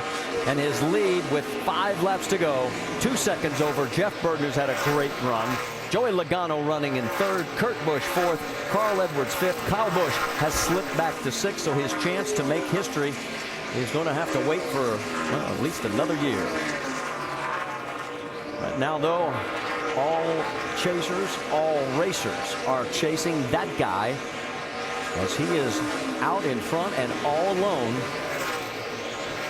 And after last week, remember, everybody said, "Ooh, well, maybe the door is open." But go back to 2006 when he had that disastrous race coming out of New Hampshire. He trailed by 139 points. He went on to win the championship. This year he comes back. He started this race 92 points behind, and he's doing exactly what he's needed to do, guys. Yeah, and the team has done a great job adjusting the car, keeping him up front, good pit stops. They've really executed well today. Yeah, they're showing today exactly what got them 4 straight championships. It's like they're on their march to try to make it a 5th. It's going to be a great battle, though. 2 laps to go. We've had only 4 cautions today. And while we're talking about Jimmy, let's also salute Denny Hamlin because he's done exactly what he's wanted to do. He's running in the 9th position. Had a solid day. I mean, he hasn't done anything stellar, just what he needed to do. And if he gets that top 10, I think he'll be happy. And he's going to keep the points lead if everything stays the same with the white flag out. 1 more mile to go for Jimmie Johnson. It will be his 53rd win in his 319th start. Down the back straightaway for the final time. Jimmie Johnson, 25th last week. But the drive for 5 is back alive because as he comes out of turn number 4, Jimmie Johnson's going to win chase race number 2. 2nd place, Jeff Burton. Nice work, brother. Nice work. Maximum points today, buddy. For both laps led, win the race. Good job. Yeah, man. Thanks, guys. Let's enjoy this. Take a deep breath. Absorb it. Come back and do it again next week. The team celebrates. You see Jeff Gordon managed to get around Mark Martin for 11th. Can't do much more than that. Sit on the pole, lead the most laps, and win the race. Team did a great job. His 6th chase win from the number 1 starting position. His 6th win in 2010. That ties him with Denny Hamlin for the most in the season. And between Denny and Jimmy, they've combined. You can't burn them tires off. Oh, don't dare me. They've won 18 of the last 39 races between those two. And there they are, 1-2 in the points. Hamlin by 35 markers over that man right there, Jimmie Johnson. Yeah, they had a great day. A lot of the chasers had a great day. As I looked at the top 10, though, very impressed with Joey Logano, Paul Menard, and A.J. Allmendinger, who came back to finish 10th. Had a great run early on until they had a tire issue, but good runs for those 3 guys to finish in the top 10. Jimmy's trying to burn him to the cords. kind of hard to do a burnout on this front straightaway because it's so banked. He found him a nice flat area to do it. Let's check in with Dave Burns. Yeah, Marty, the crew told him that the asphalt will make the best smoke, and I guess you'd agree after a day like today, pretty good, huh? Yeah, that was awesome. You know, he wanted to put some smoke up here for our interview, obviously. Yeah. Man, what a great job. We showed up. We were a little bit off. We had to work on the car pretty hard. We really relied on Jimmy awfully hard for qualifying, and he did a fantastic job qualifying. And we had to work hard on the Cobalt Chevrolet to get it where we needed it to, but man, it was fast all day today. It wasn't easy on Friday and Saturday. It looked like we were pretty fast today, but we were pretty far off when we got here. So a lot of hard work by all of the guys. I can't say enough to everybody back in the shop prep and everything, so we had the information we needed when we got here. You know, I'm glad Mr. Hendrick came here. I wish his mom was here with us. You know, I sent her some flowers a couple weeks ago, so I hope she's still enjoying those. But just going to be proud of this whole team. Great comeback for the reigning champions this week, guys. In 18 Dover starts, Jimmy's taken that checker flag around the track 6 times, and he's won 3 of the last 4 races here. And he reasserts himself right back into the championship hunt, picking up 4 spots in the chase. And let's talk to the guy who had a great run coming home in second place, Doc.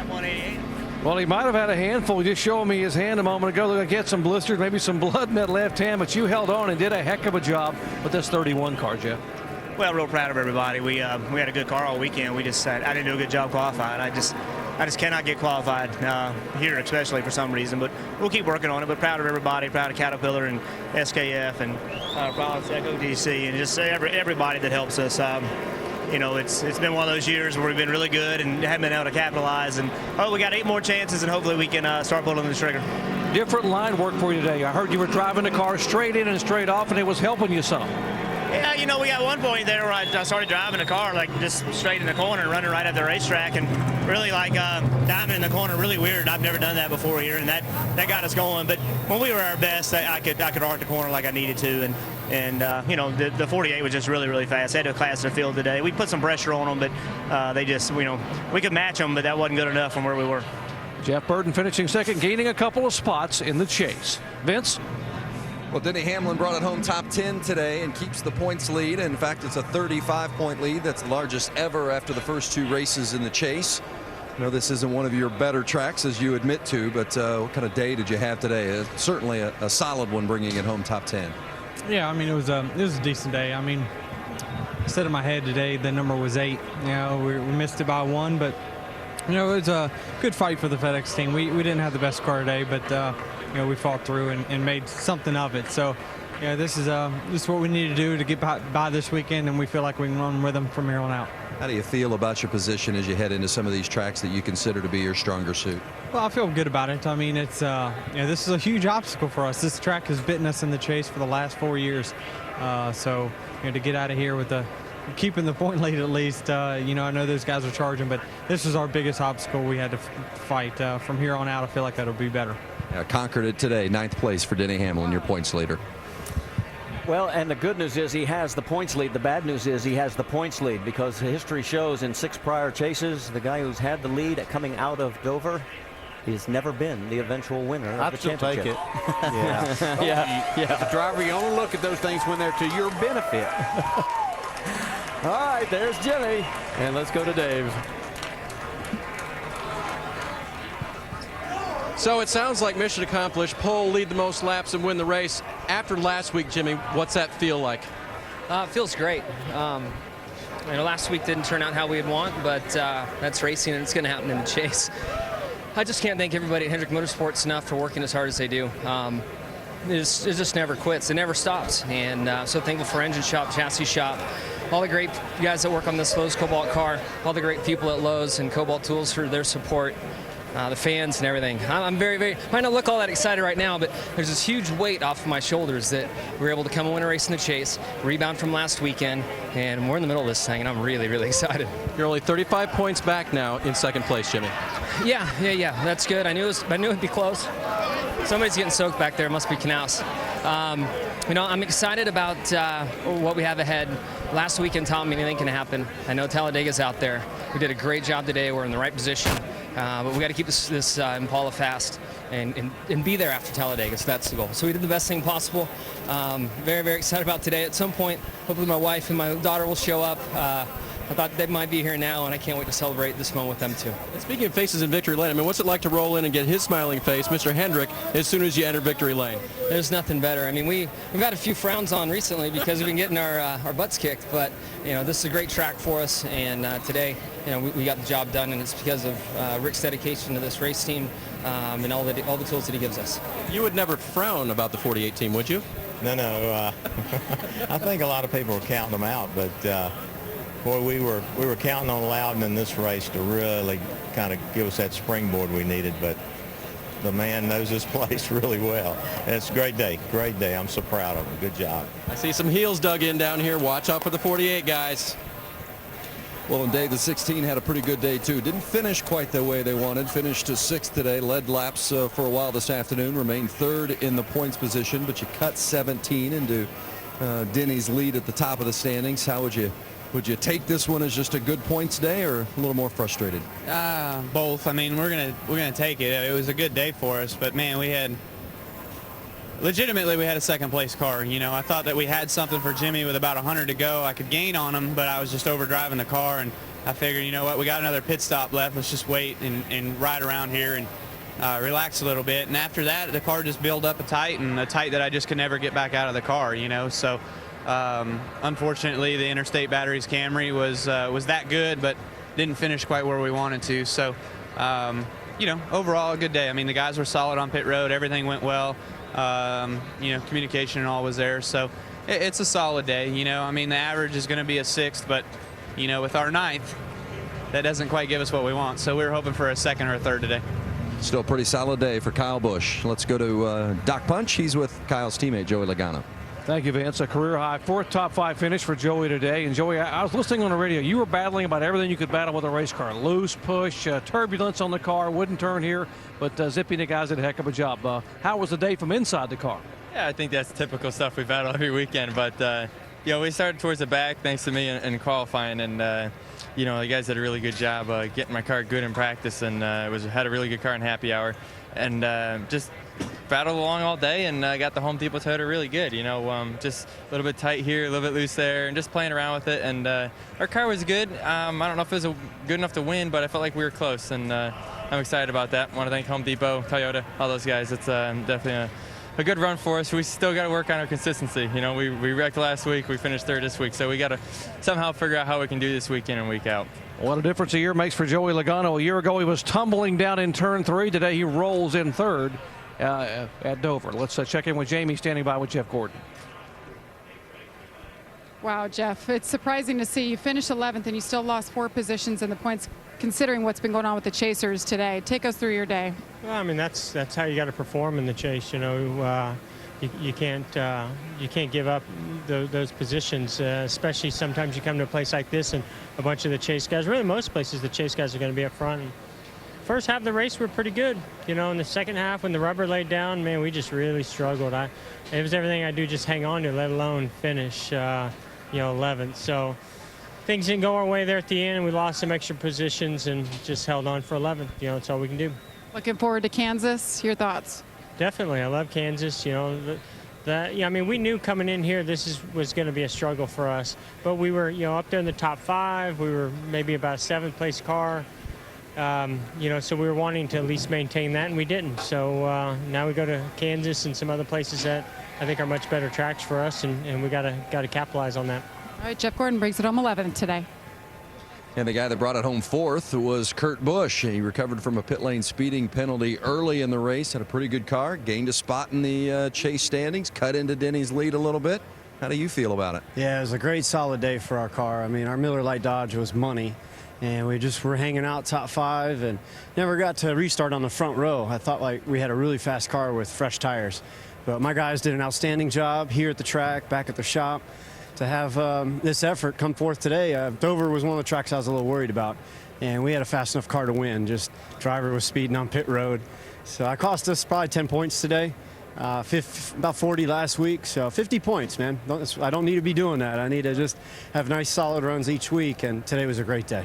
Yeah, I got to believe Kurt Busch is going to make up those points before it's all said and done. He cut into that lead of Denny Hamlin's by 27 points today. So just think, tell you what, things are tightening up a lot at the top, Alan. Certainly, Vince. 4th place for Kurt Busch today and 4th in the standings after 2 of 10 races in the chase. The ladies made it to victory lane.